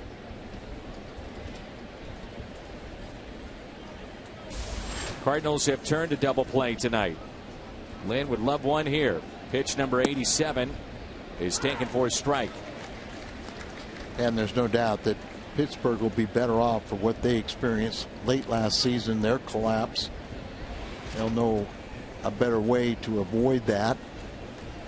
But I just think the Cardinals also, you know, as they've been winning all these games and not picking up any ground, I don't see the team panicking. You know, they know what that's all about. You just take care of your own business, everything will fall in place. 1 ball, 1 strike. Remember a couple years ago, Milwaukee was chasing the Cardinals, and they went on a big run, winning run, and the Cardinals were at the same time did the same thing, and they were just lamenting the fact they couldn't pick up any ground. You don't worry about it.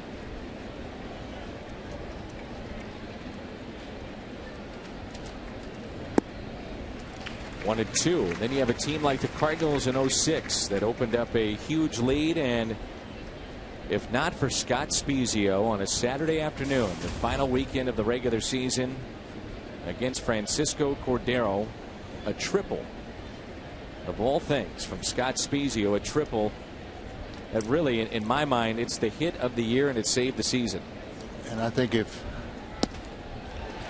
good pitch right there, picking up his 5th strikeout, but if that season in 06 would have lasted a few more days, Cardinals don't qualify. That's right. And just right there, perfect pitch. Not sure why Crawford had a beef with that call. It's strikeout number 5 by Lynn, and it brings in Arias.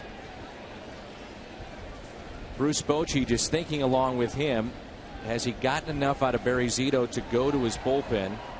You would have to think that if Arias would reach and a chance to do some damage, he would likely pinch hit for him. If not, does he stay with him? I think he's planning ahead, and he has a reliever ready if that's what he chooses to do so.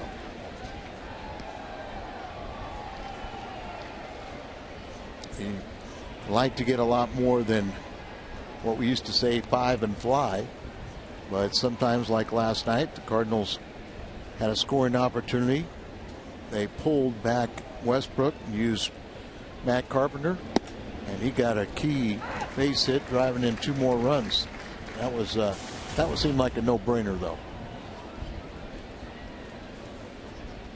And I think most people would say, following Bruce Bochy and leaving in Kane, you say you got to give him the benefit of the doubt too. Right. I had no problem with that, and as we talked about, their bullpen has not been airtight. They've got him picked off. Throw to second, and they hit him in the back. Craig hits Belt, and Mike Matheny will argue about where he was in the line of fire, so to speak, and that is a steal. Stolen base for Brandon Belt, his second of the night. If you have a left-handed throwing first baseman, it's a lot easier to He avoid, started but out he definitely at the bag and then goes towards the grass. Watch Right. this. He makes a left turn. Yeah, you see he's right on the grass, and then he makes that left turn as he had to alter his path to get back towards the baseline. But Mike argued to no avail.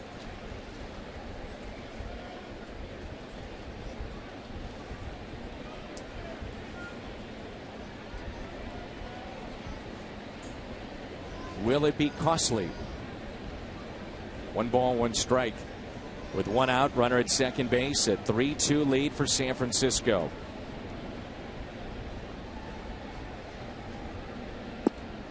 A slider taken outside. So Craig is throwing it initially where he thinks he won't be, and then he makes a left turn, hits him right in the back. He did not show much of an argument, but Mike Matheny shot right out of that dugout. Belt was nearly on the grass.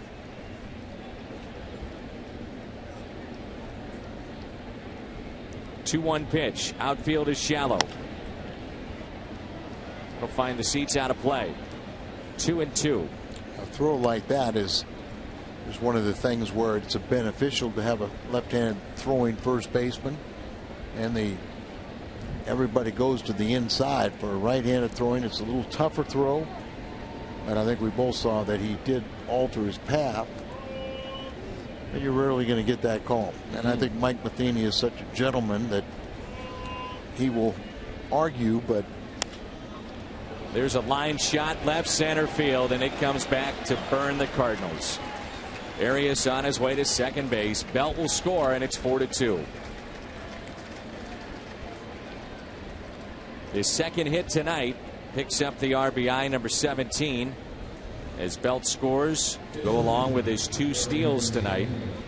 And now a 4-2 lead for the Giants. And with the man, even though he's in scoring position, here's the throw that gets him out to second base, his second steal. And then they had defensively a little breaking ball, and he plugs the gap out in left center. Perfectly placed.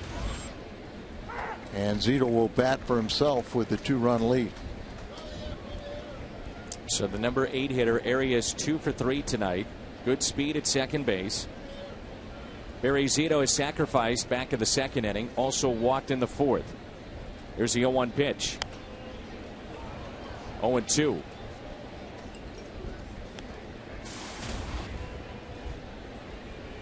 .91, but he has battled up there. Fouled off numerous pitches. Got the sack down, and then also the walk.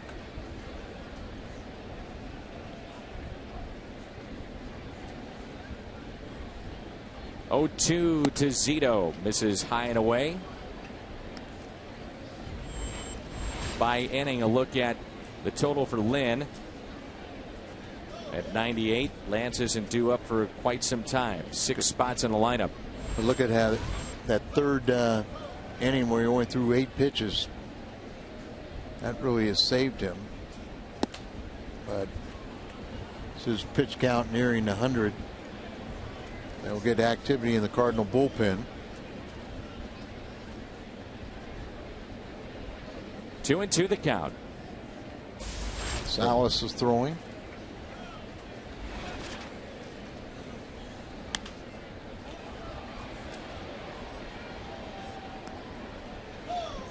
It's not the most aggressive swing we've ever seen in baseball. No, but it's kind of like, let me see if I can make contact. Kind of worry about it. The outfielders are playing very shallow, as you can see him just looping a ball over the infield. Count runs full. He had him at 0-2. You can see that Molina, his reaction, he's not happy. Again, a 3-2 count on Barry Zito. Yachty sometimes will show his frustration with the pitcher. Not often, but you'll see it every once in a while. puts it in play for Kyle to his left. Zito is retired. Arias advancing to third. And we head back to the top of the lineup. Folks in Big Mac land enjoying the ball game tonight. You see them every night out there. And McDonald's is offering $1 off discounts on McCafe products at all St. Louis McDonald's restaurants. That's from 2 to 5 every day. Iced drinks and the shakes, the real fruit smoothies, all at McDonald's, 2 to 5 every day. $1 off those discounts, McCafe. Hope the folks in Big Mac land are enjoying this one tonight. Cardinals trailing 4-2. That's it out of play. Top of the lineup, Pagan was robbed by John Jay back in the 4th inning. Would have scored 2. Walked and also a single and a run scored. It's the signage of the Greensfelder building, law firm here in St. Louis.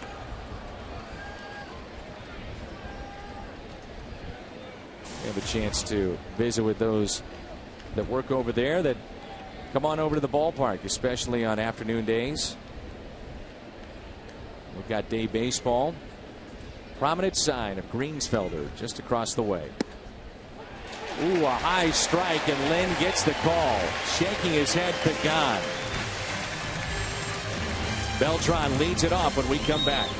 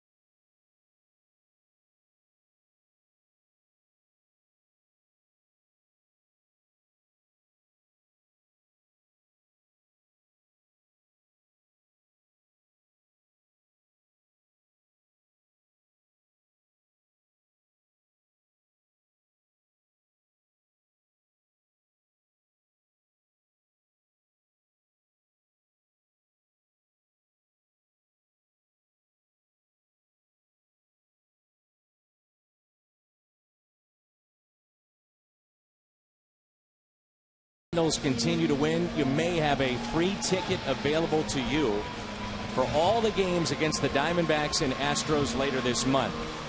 Right now, the discount is down to $9.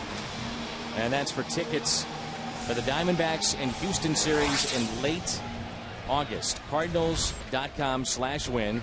Those tickets will go on sale Friday at 10 a.m. Can't get them right now, but Friday at 10 a.m. as Beltran pops it foul behind home plate. Carlos Beltran tonight with a double, and he's also flied to right. Really nice note here from Jim Bender of Bender Graphics, located here in town. And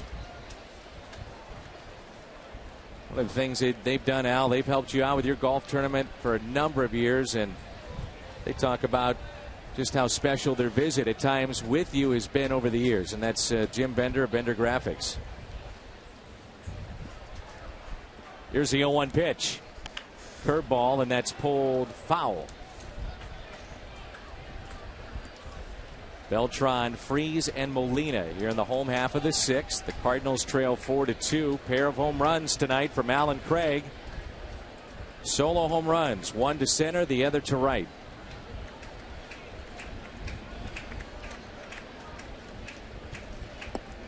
Got him out in front. He's got the variations of the speed even with his breaking ball. You saw that there, down to 71 miles an hour. Well, that's one of the real keys, is can you change speeds on different pitches? And a guy like Zito you can get 5-6 different pitches in a bat and never see the same velocity.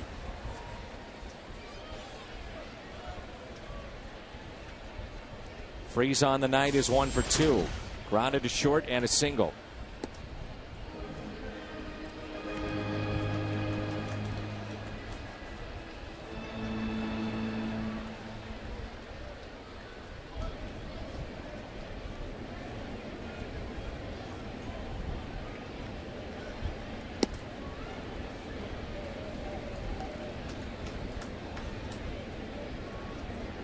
One ball, one strike.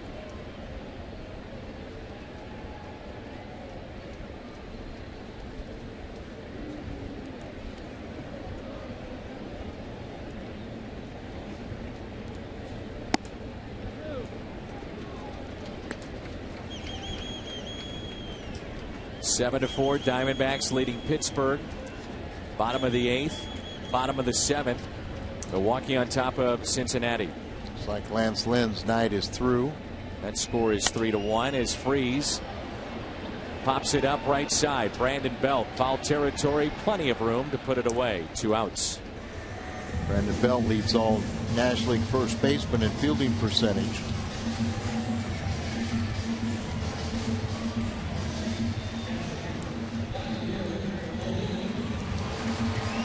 For the most part, Barry Zito has handled the middle of the Cardinals lineup. It's only been Craig that's done the damage. Cardinals with 6 base hits tonight. Molina 0 for 2. He's fly to right, fly to center. We knew that Zito had good numbers against Holiday and Beltran, so he's added David Freeze. David is 3 for 8 against him now. Zito coming off his start when she lasted only 4 1/3. That was against the Mets in a 9-1 loss. Sometimes at this stage, if you have a short outing like that, you have a little extra strength the next time. And he's shutting down the National League's best offense. Start prior to the 4 1/3, it was only 5 1/3. As Molina, oh, what a play here at third. The backhand, and Belt couldn't pick it. Sensational play down at third base by Arias.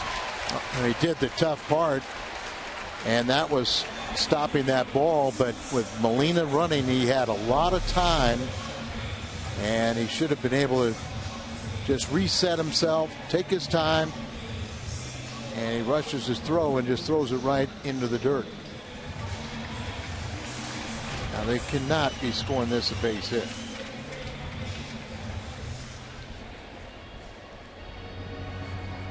How about that, Dan? Happy for Yachty. Tying run at the plate, John Jay. If you're wondering, Zito mentioned those short outings. He has gone the distance 1 game. And that was the first start that he made. And of all places to do it, at Colorado. First start of the season, he went 9 innings and won 7-0.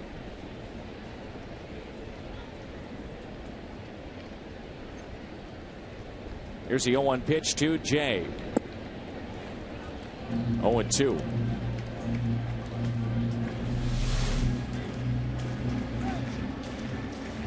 Breaking ball, good location down the way.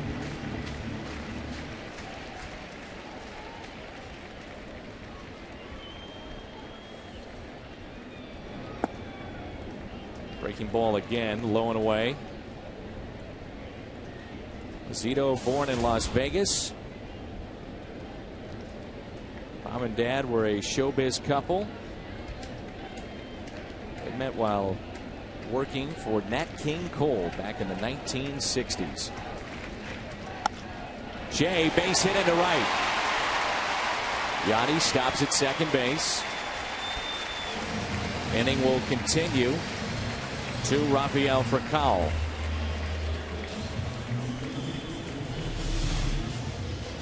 John Jay continues to hit left-handed pitching well. 2 for 3 tonight. He's 3 for 5 off of Zito now. Pitch count at 94 for the lefty, who is very much in the community in Oakland and in San Francisco. Has a great charity. The charity is Strikeouts for Troops. Donates money for every strikeout that he throws. He's raised hundreds of thousands of dollars because he's been able to get corporations to sponsor that. Other players around baseball have gotten involved with it as well.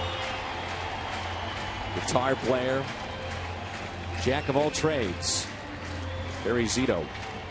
Shane Robinson is on deck if Furcal can extend the inning. 2 down, 2 on, 4-2 San Francisco. On the night, Furcal is line to center, line to right. There's Hensley and the newly called up and activated Majerus, the lefty. We saw the righty Lux last night, and he's been put on the disabled list. He's been dealing with a neck issue, so he's on the DL. The lefty called into action. I think he just came off the DL with the neck issue too, right? Yep. The Cardinals need to do something here. They got 2 outs. They got 2 hits off of Zito with 2 outs. Beltran has good numbers against Zito. And remember, from the right side, he thinks he's a home run hitter.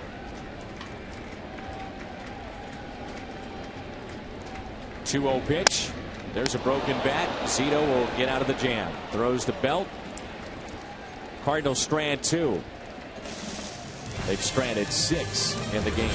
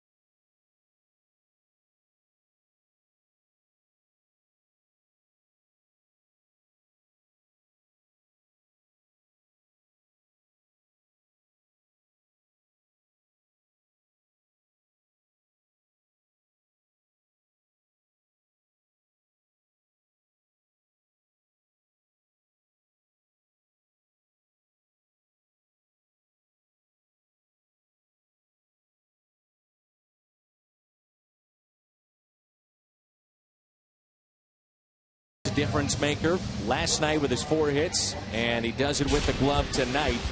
This is back in the 4th inning. Pagan with 2 runners on, and John Jay in stride, making the catch on the track and against the wall, saving 2 runs. Cardinals defense has been big. Also, Carlos Beltran may have taken a home run away earlier in this ball game. It's our call to the bullpen. Fernando Salas in relief of Lance Lynn. Lynn 6 innings, 4 runs, did give up 8 hits, the 2 walks. He strikes out 6. 105 pitches on the night. There's a look at the numbers this year for Fernando Salas. He'll get Scudero, Cabrera, and Posey. 2, 3, and 4 in the lineup for San Francisco. Here in the top of the 7th, the Giants with a 3-run homer by Buster Posey back in the 1st inning. added a run moments ago in the 6th. Arias, the third baseman, RBI double to bring in Belt.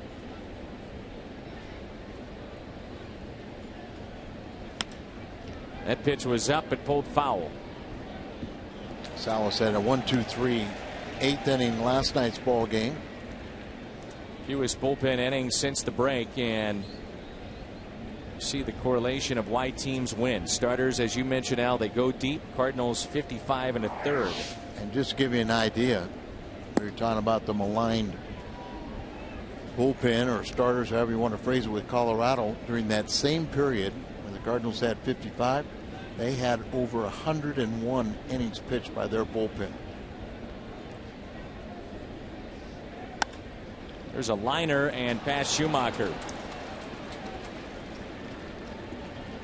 Cardinals hoping to get even healthier in this stretch run with the addition of Jaime Garcia. Let's bring in Jim Hayes, who has more on that. And Jim, what do we know about Jaime? When will he be back? Well, as you know, he's rehabbing from a left shoulder strain, scheduled to make another Double-A start on Thursday. It's likely the Cards will want one more start beyond that before they look at activating Jaime. When Garcia comes back, the Cards will have a tough decision to make in regard to their starting rotation. Joe Kelly to the bullpen. Guys, he's been awfully good. Yeah, Joe Kelly does have a familiarity with the bullpen.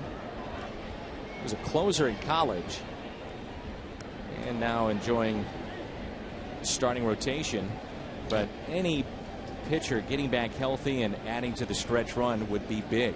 Yeah, Joe Kelly was the closer at Cal State Riverside, and by the way, he was closing out games for Zepchinski, who was a starter back there in the college days. Cabrera has been on base with a walk, reached on a fielder's choice. He's also struck out. Seen him chasing pitches out of the zone tonight. Falls behind 0-2. What do you look for, Al, if you're Derek Lilliquist and trying to get Salas back on track to the point that you really can count on him when the game is on the line like you did a year ago? Well, I was going to say that's a very important outing if that possibility of Kelly moving to the bullpen is. All these outings are very important at that time, but to me it's location. You know, he's pitching in the middle of the plate, where a year ago he had such good command, walked very few, and was always pitching on the corners. And his changeup, which in my mind is his best pitch, most of the time now he has very poor location. It's usually up and becomes that much more hittable. 1-2 with nobody out. See if he can't get that changeup and roll over on a double play. Or this will help too. Throw to second, and he got him. The quick tag by Furcal. Yachty guns him down.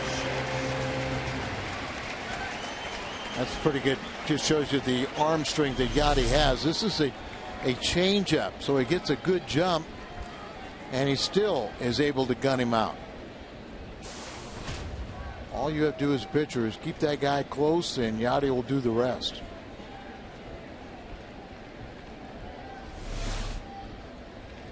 Able to get the high tag down. And now it looms large. That pitch was up.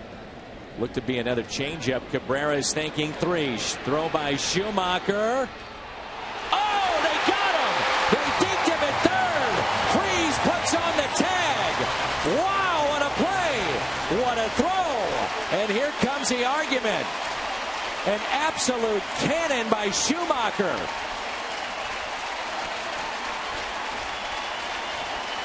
Freeze stood there like a statue, and he didn't have to move with that throw. That was a bang play, but you're right. We talked earlier about Skip Schumacher's throwing arm, an outfield arm playing second base. So Beltran hits the cutoff man, and watch Schumacher wind up. There's you're going to see the deke as Freeze standing there trying to tell the runner that, hey, there's not going to be a play, and then at the last second applies the tag, and he is out.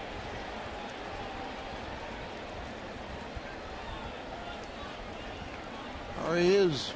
He's out. He's out. Yeah, he's out. He kind of stuck that leg, that lead leg kind of stuck. Instead of gliding through the dirt, it kind of hit, and the heel slowed down the forward progress. So a double, and once again the Cardinal defense has been top-notch tonight. I'm not sure we have seen a better defensive game all around by the Cardinals than what we've seen tonight. And that makes you win. Here's a ground ball. Backhanded by Furcal, and listen to the crowd applaud the defense as we head to a break.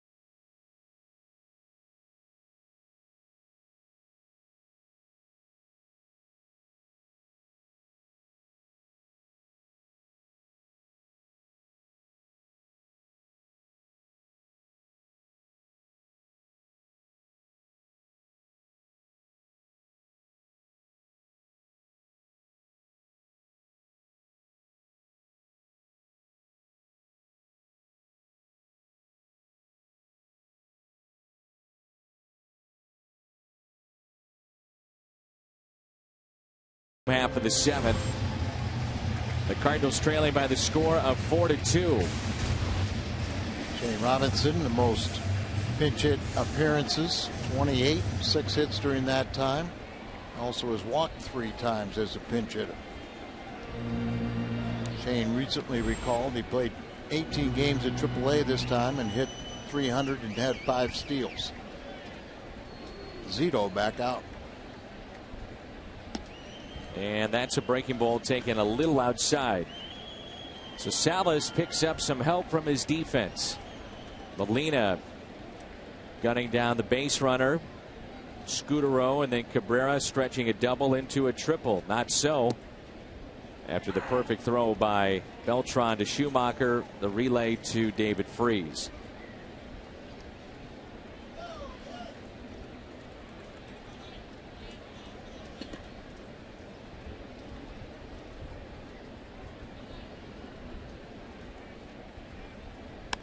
Here's a ground ball that's hit to short. Crawford kept it in the glove, almost snuck out. 1 away.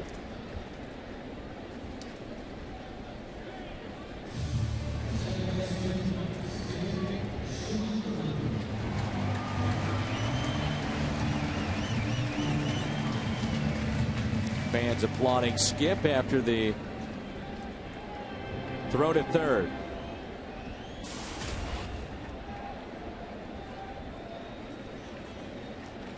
Castillo and Lopez throwing in the Giants' pen, lefty and a righty. Now you get so much appreciation, fans' perspective on what you do at the plate, but it is fun to watch certain guys throw the baseball. Chapman comes to mind. It wouldn't be fun hitting against him.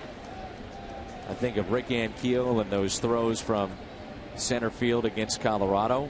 And we have seen Skip Schumacher, without question, a plus arm. Show that off number of times in his Cardinals career. Remember, it's Jim Edmonds, the first one that told me what a good player Schumacher and his throwing ability. It was back in the days when Skip was really kind of the fifth or sixth outfielder. And boy, has he made himself a good and valuable player.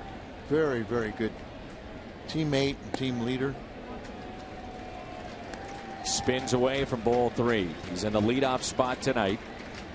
I mentioned before that he's had very good numbers against Zito, but tonight 0 for 3. Ground out to short. Twice he has flied to left. The 3-1 pitch. 3-2. It's kind of like what you're going to do now. You know, you 0 for 3, but can you come up with a big hit to lead off or to get things started for a rally? 3-2 pitch. Schumacher is hit. That looked like a hand. And did he swing? They appealed down to third. I believe they called this a swing. Well, Oquendo is arguing, and now Mike Matheny is going to question. But so it's a strikeout. That's a painful strikeout.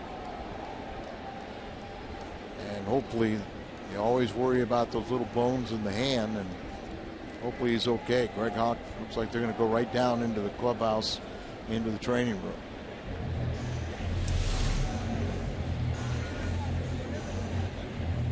Now, is he trying to get out of the way? They ruled it that he's swinging. Look at replays, it's hard to.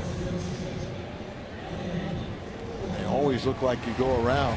They ask the appeal to Marvin Hudson. Jordan Baker did the right thing, you know.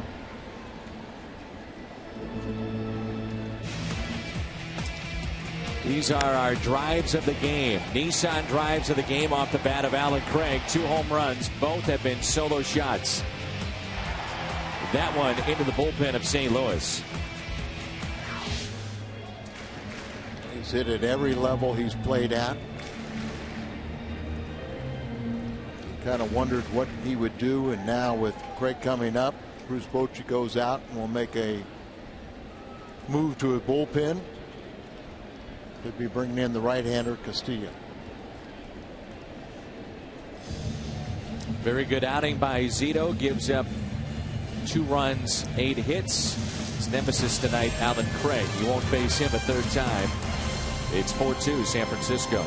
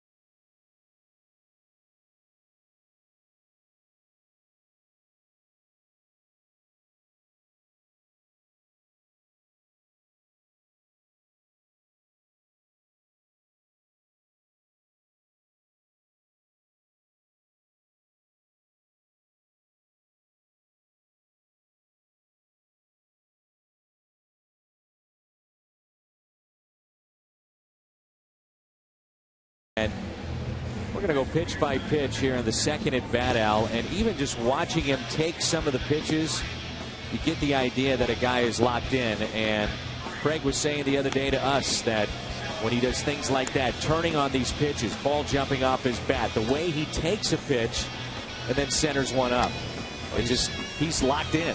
Well, you see all the breaking balls, and then finally he gets a straight one. And it's straight out of here. Pitch down and away, and he just showed his great power. Clay Hensley will face him. See, 9 of the last 10 the Cardinals have hit at home have been solo shots. Craig, by the way, 3 home runs and 10 at bats against Zito. So clearly they make the move, and Clay Hensley, who can be very tough on right-handers, is into the ballgame. And it seemed like we've seen, particularly when he was with San Diego, you know, a lot of ground balls and very effective. He throws the breaking ball right in the dirt. 58-footer. Zito 106 pitches tonight, 6 2/3, 2 runs, 8 hits, no walks, strikes out 4. Hensley is 2.45 ERA in his last 17 games, and actually righties hitting for a higher average than lefties. Right-handers are batting .267 against him. The left-handed hitters are .158.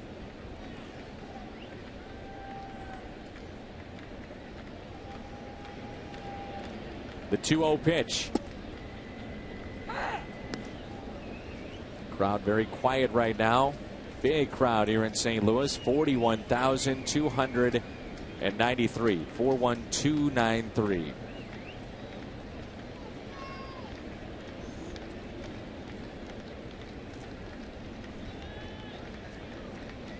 Two-one pitch to Craig. Holiday on deck.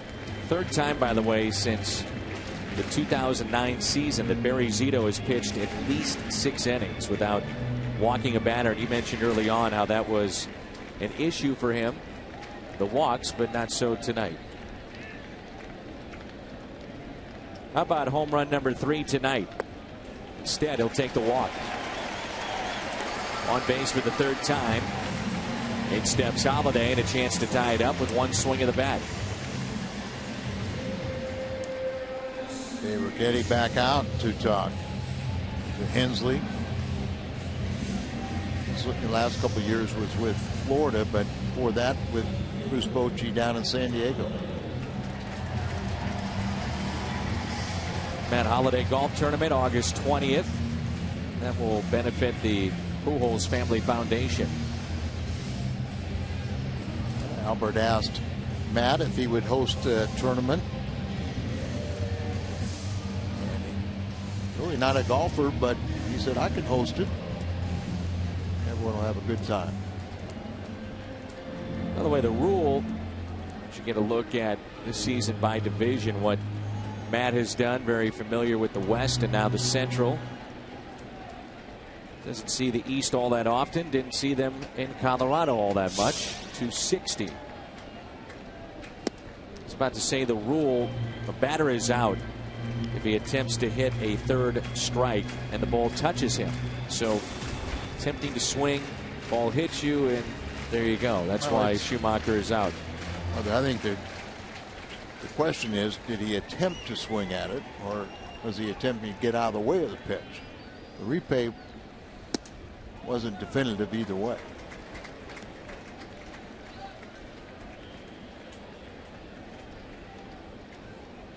One ball, 1 strike here on Matt Holliday. But it's a painful strikeout. Yeah. Hopefully there's no damage done to his hand. Vogelsong and Kelly tomorrow on the air at 6:30. 1-1 pitch to Holliday.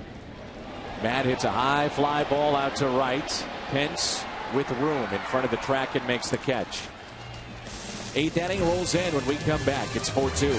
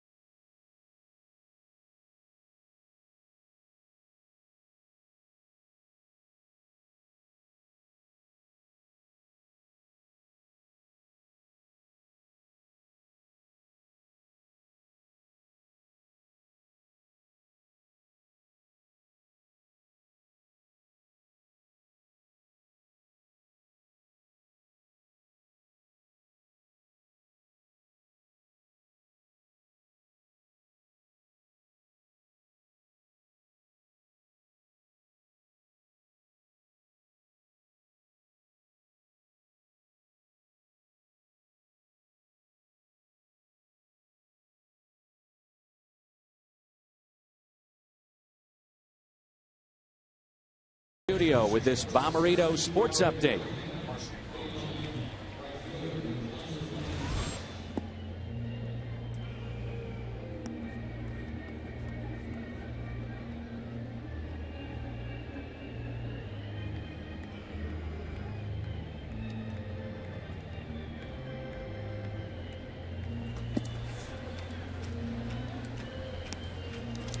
All right, Pat, thank you. And that's good to see there. Skip Schumacher back out in the field.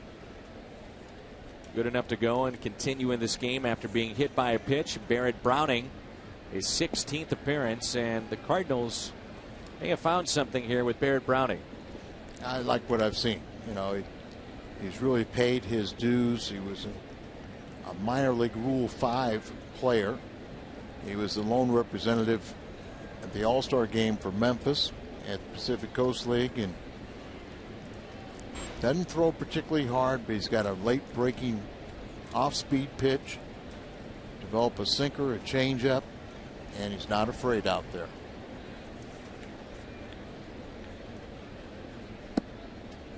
And a strike 200 pitch underway here in the top of the 8th.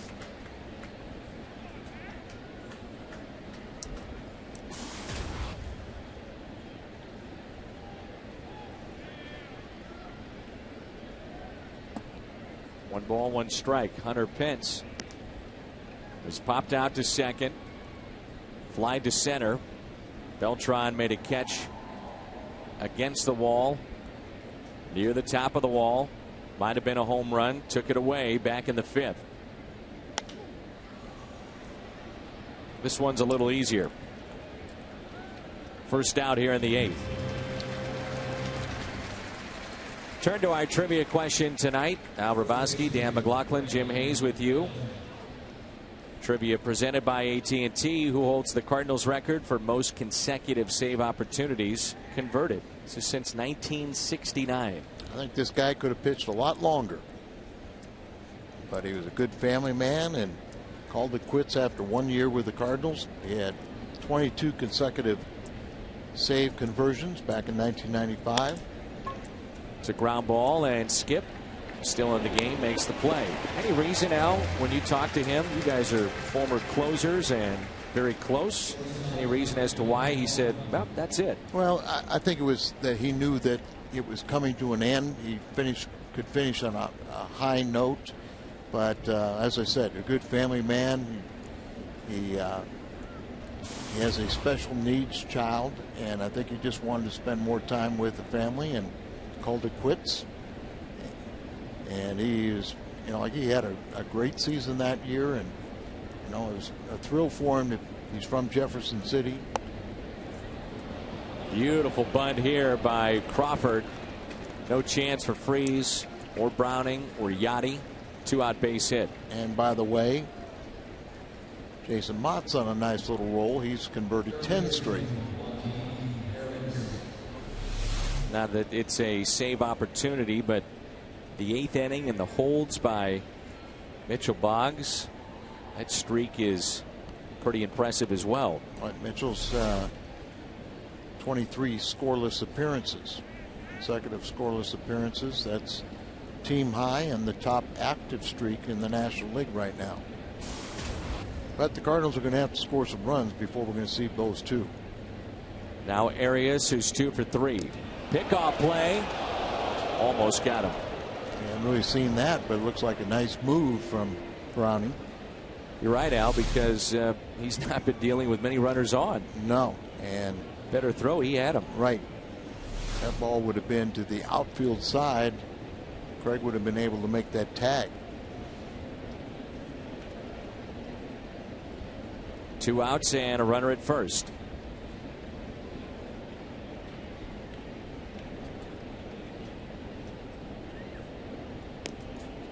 You know, that was only the second base hit by a left-handed batter off of Browning. They are 2 for 22 now, and he's been very good against righties. They're 6 for 22. Ryan Theriot is on deck if the inning is extended. Nobody warming up for the Redbirds. Then a different look, step off and throw. John Gast, who just was named the Cardinals minor league pitcher of the month for July, he has a great move to first. Matter of fact, I remember one day down in spring training, they had Gast showing all the left-handers the move. Problem with Gast in spring training is he gave up base hits and then he'd pick you off.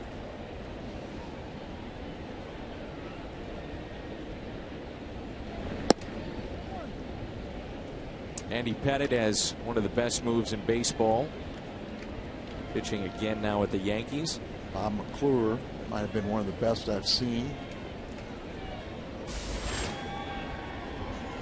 Terrio had some nice comments about the city of St. Louis, Cardinals organization, before the game today. Browning had the runner going back to the bag. We found that Ryan Terrio was a class act here in St. Louis. Didn't put up kind of numbers that he did while with the Chicago Cubs, but very important piece to the championship a year ago. No doubt about it. And like you said, very good teammate. He was a member of that World Championship team and left a very favorable impression. As he said, it will always be a special place in his heart. He said, I know that's hard for Cub fans to hear.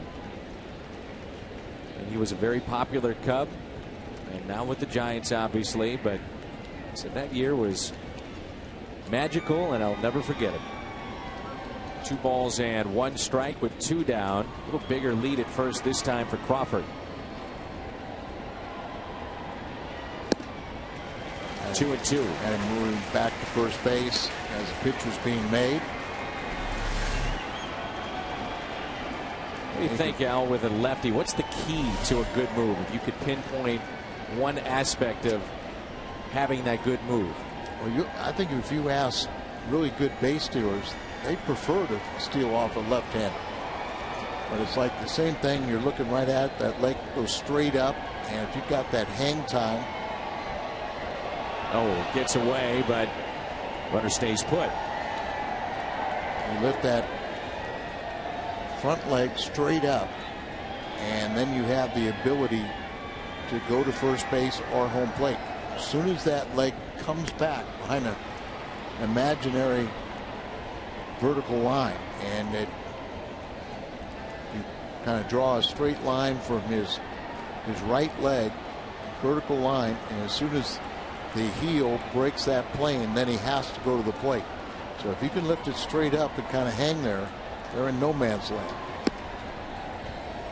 3-2. And I said this a lot of times, but Lou Brockwood said the toughest for him to steal on was Don Gillen because he never threw.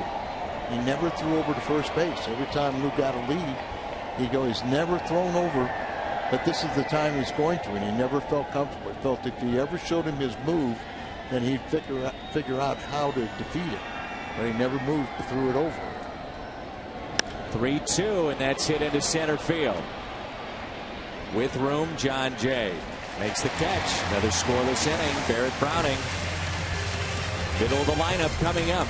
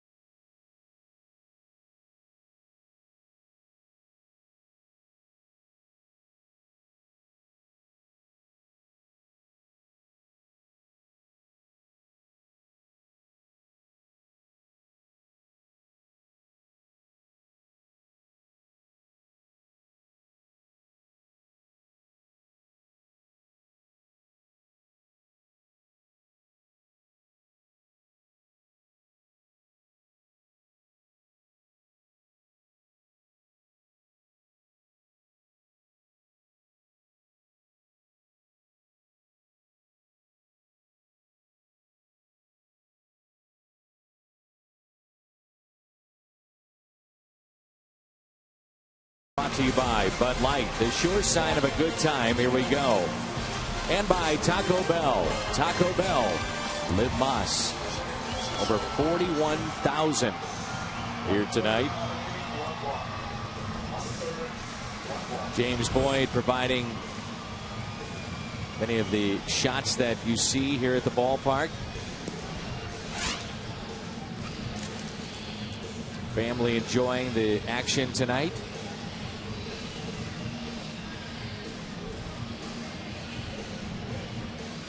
Sergio Romo into the ball game, and the Cardinals lead rather trailing here 4-2. Romo has been very good at times this year. Overall, his numbers. Bruce Bochy saying that he really likes what he's seen. He should, because he's been one of the best setup men in the last 4 or 5 years. He has better than 5-to-1 strikeout to walk ratio, one of the best in all of baseball. And he's allowed just 1 run in 21 road games this year.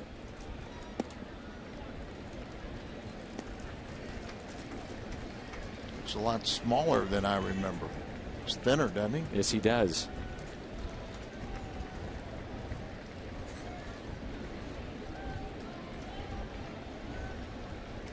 There's a 1-0 pitch to Beltran and a 4-2 lead for the Giants. Out in front, pops it up. Crawford calling for it, and he has it. The shortstop puts it away. Beltran 1 for 4.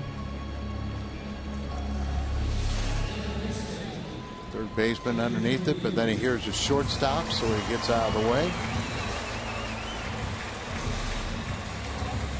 David Freese 1 for 3 tonight with a single back in the 4th.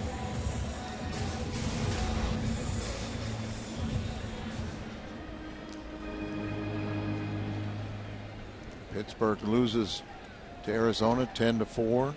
They're in the top of the 9th inning at Milwaukee. They're leading 3-1 over Cincinnati.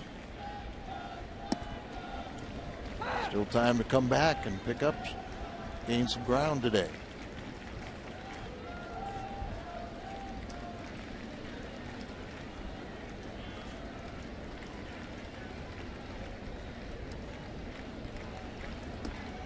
Shot right there taken by Tom Mee, our director.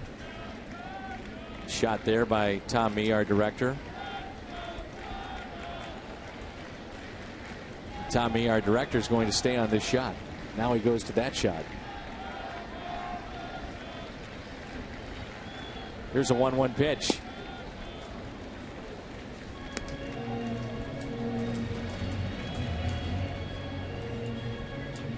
You know Tom Mee is our director tonight, Al? That's what I heard. I heard he has a book, too. Cutting the Game. Take you through ball game and how it's done. Maybe Tom will tell me how many cameras we're using tonight. Tape machines, people, personnel. Strikeout of David Freese. This copyrighted telecast is presented by the authority of the St. Louis Cardinals and may not be reproduced or retransmitted in any form. And the accounts and descriptions of this game may not be disseminated without the express written consent of the world champion Cardinals.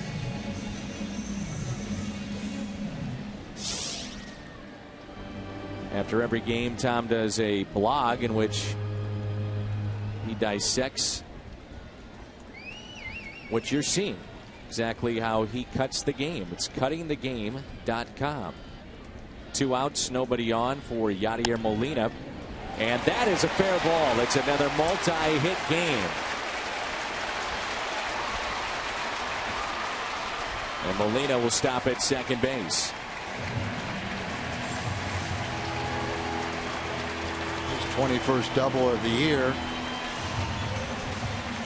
And Outfelt, really good lefty reliever, is warming up. So Romo, kind of a sloppy slider, kind of hung up there and right inside the third base bag down into the corner. And the potential tie and run will be at home plate in John Jay, and the lefty Outfelt will be coming in. Be a double switch.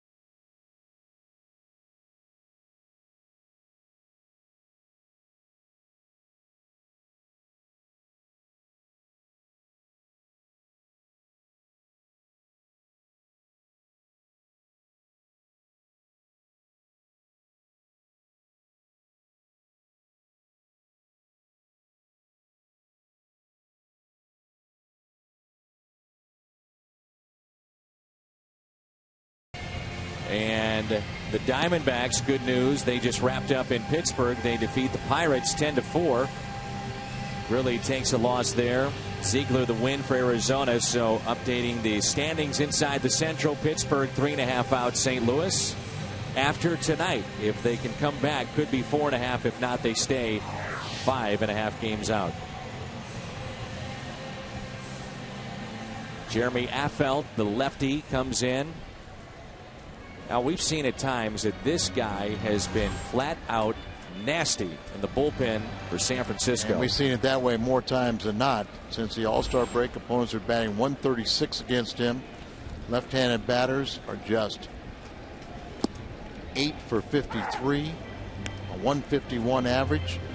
But he has not fared well with runners in scoring positions, allowing the opponents a 362 average. He's only allowed 1 home run and 44 plus innings, but he's had trouble with men in scoring position, and that's what we have. So Blanco is the new right fielder, part of the double switch. Saw John Jay last night with the 4 hits. He's got 2 tonight. One of those a bunt, and because of that, 6 hits last 2 nights. Average has jumped above 300. There's a check swing, and he did not go. Cardinals a number of times tonight have had the tying run at home plate. See from the side, it always looks like he breaks the plane, but they said he did not. 2-1 pitch. Now 2-2. That belt started with Kansas City, he's moved all around. Kansas City, Colorado, Cincinnati, and this is his 4th year with the Giants. 2.74 ERA. Grounder towards short. Fielded by Crawford, and the pitching is held up thus far for San Francisco. We enter the 9th. It's been a good ball game. It's 4-2.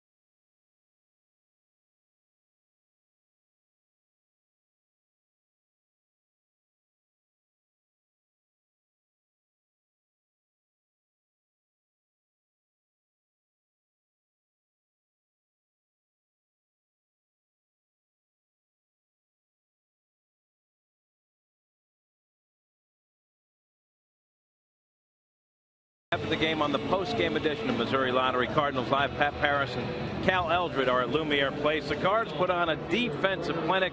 They'll re-rack the highlights. Some early trouble for Lance Lynn. They'll break down his night, and we'll have another edition of Mic'd Up. Mark Zipchinski on for the Cardinals. We send it back to the booth, and Dan and Al, guys. All right, thank you, Jim. Great job as always, and the updates, Berkman and Garcia throughout the evening.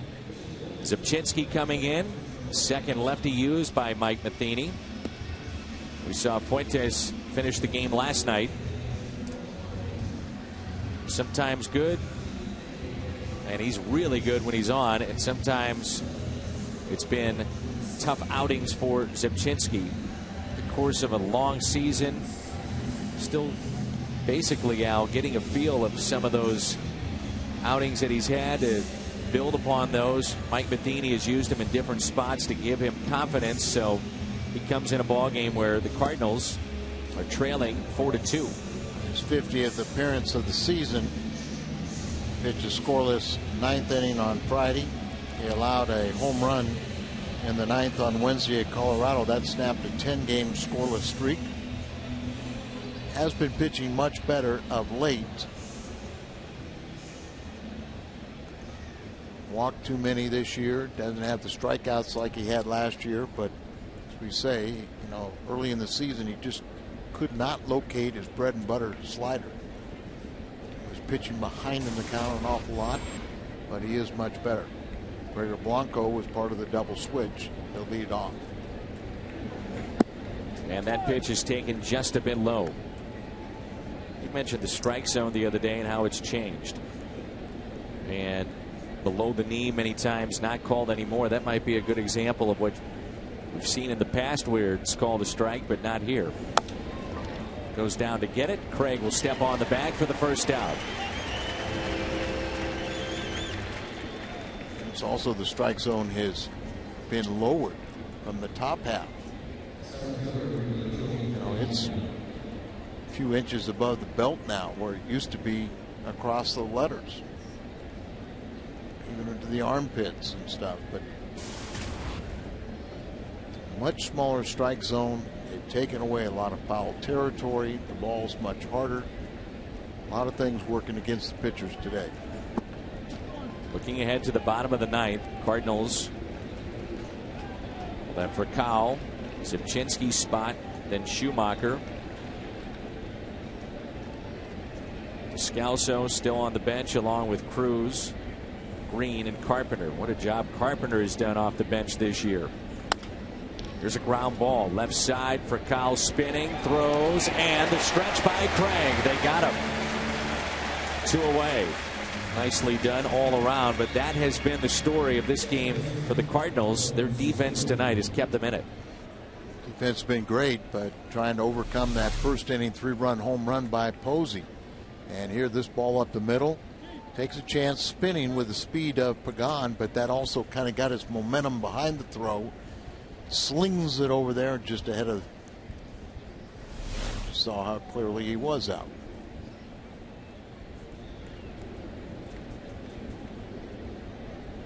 Marco Scutaro with 2 outs, nobody on. Strike 1 by Zipchinski.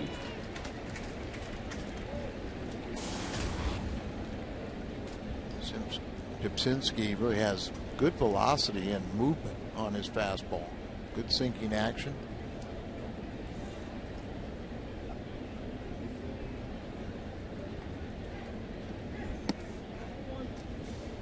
Seen him throw that fastball the last 7 to 10 days more than the slider that at times can be very good, as we saw at the end of last year and in the playoff run. 1-1 pitch. Back to Zipchinski. He puts together a 1-2-3 inning. Can Mike Matheny and the Cardinals put it all together in the bottom of the ninth? We're about to find out. It's 4-2.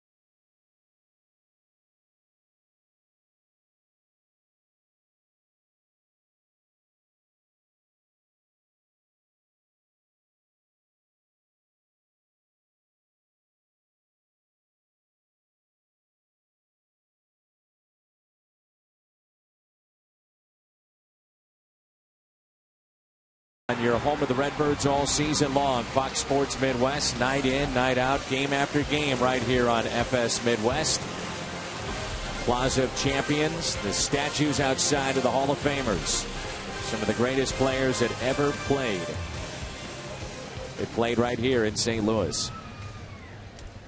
4-2 San Francisco. Big difference in the game. Buster Posey with a 3-run homer. Now we move to the bottom of the ninth. It's been a while since we've had a comeback here at home.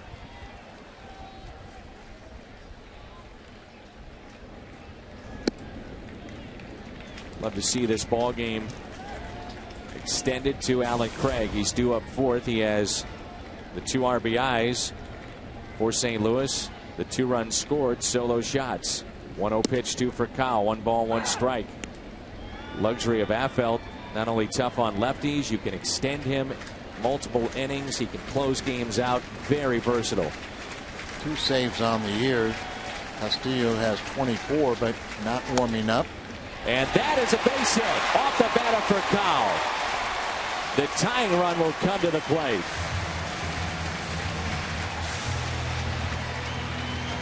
He has been statistically the Cardinals' best pinch hitter this year. We saw it last night. The key at bat in the ball game was Carpenter off the bench against Matt Cain.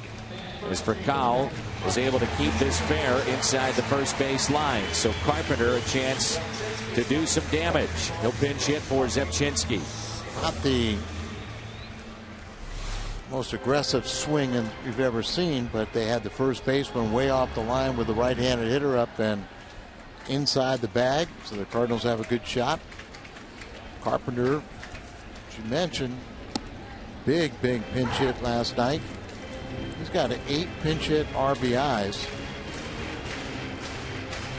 Al, I was asking him the other day about pinch hitting, and he sees 4th in the league overall in baseball. 8 pinch hit RBIs, as you talked about. But he said during BP, the way to stay sharp is try to put himself in situations. Well, this one's not a good one. A double play. Cardinals down to their final out. 1-6-3 on the double play. And the Cardinals will send Descalso up. Allen Craig is our Budweiser player of the game. Hit one to center, and he went deep into the bullpen and right. Craig now with 17 home runs. And those RBIs 57 and 58. We had a graphic though earlier. Last 10 home runs for the Cardinals at home, 9 of those have been solo shots. It's up to Descalso to extend the ball game. Tyler Green available on that bench, but Descalso, we've seen him hit left-handed pitching better than right-handed, and just a tough assignment. Showing bunt, takes a strike on the inside corner.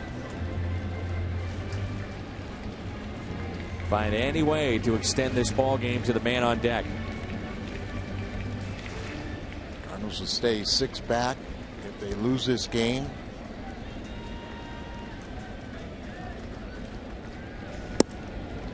Down to their final strike.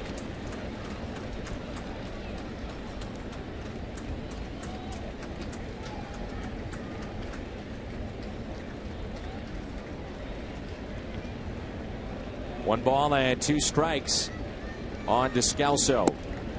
A check swing did not go.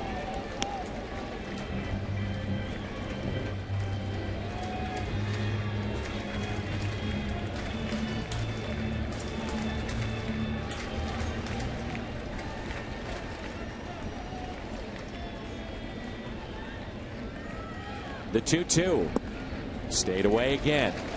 Full count on Descalso. You know Affeldt does not want to see Allen Craig. And it looks like the former Cardinal Brad Penny is warming up in the pen for the Giants. Daniel will get a pitch to hit on 3-2. Here it comes. And he strikes out looking, and the ball game is over. Giants take game 2. They hold on 4-2. Buster Posey, a 3-run homer back in the first off of Lance Lynn, and that holds up to be the difference in the game. Kind of a frustrating game because the Cardinals had a chance to pick up the game on the leaders, but couldn't do it. San Francisco holds on. Missouri Lottery Cardinals Live post-game show next.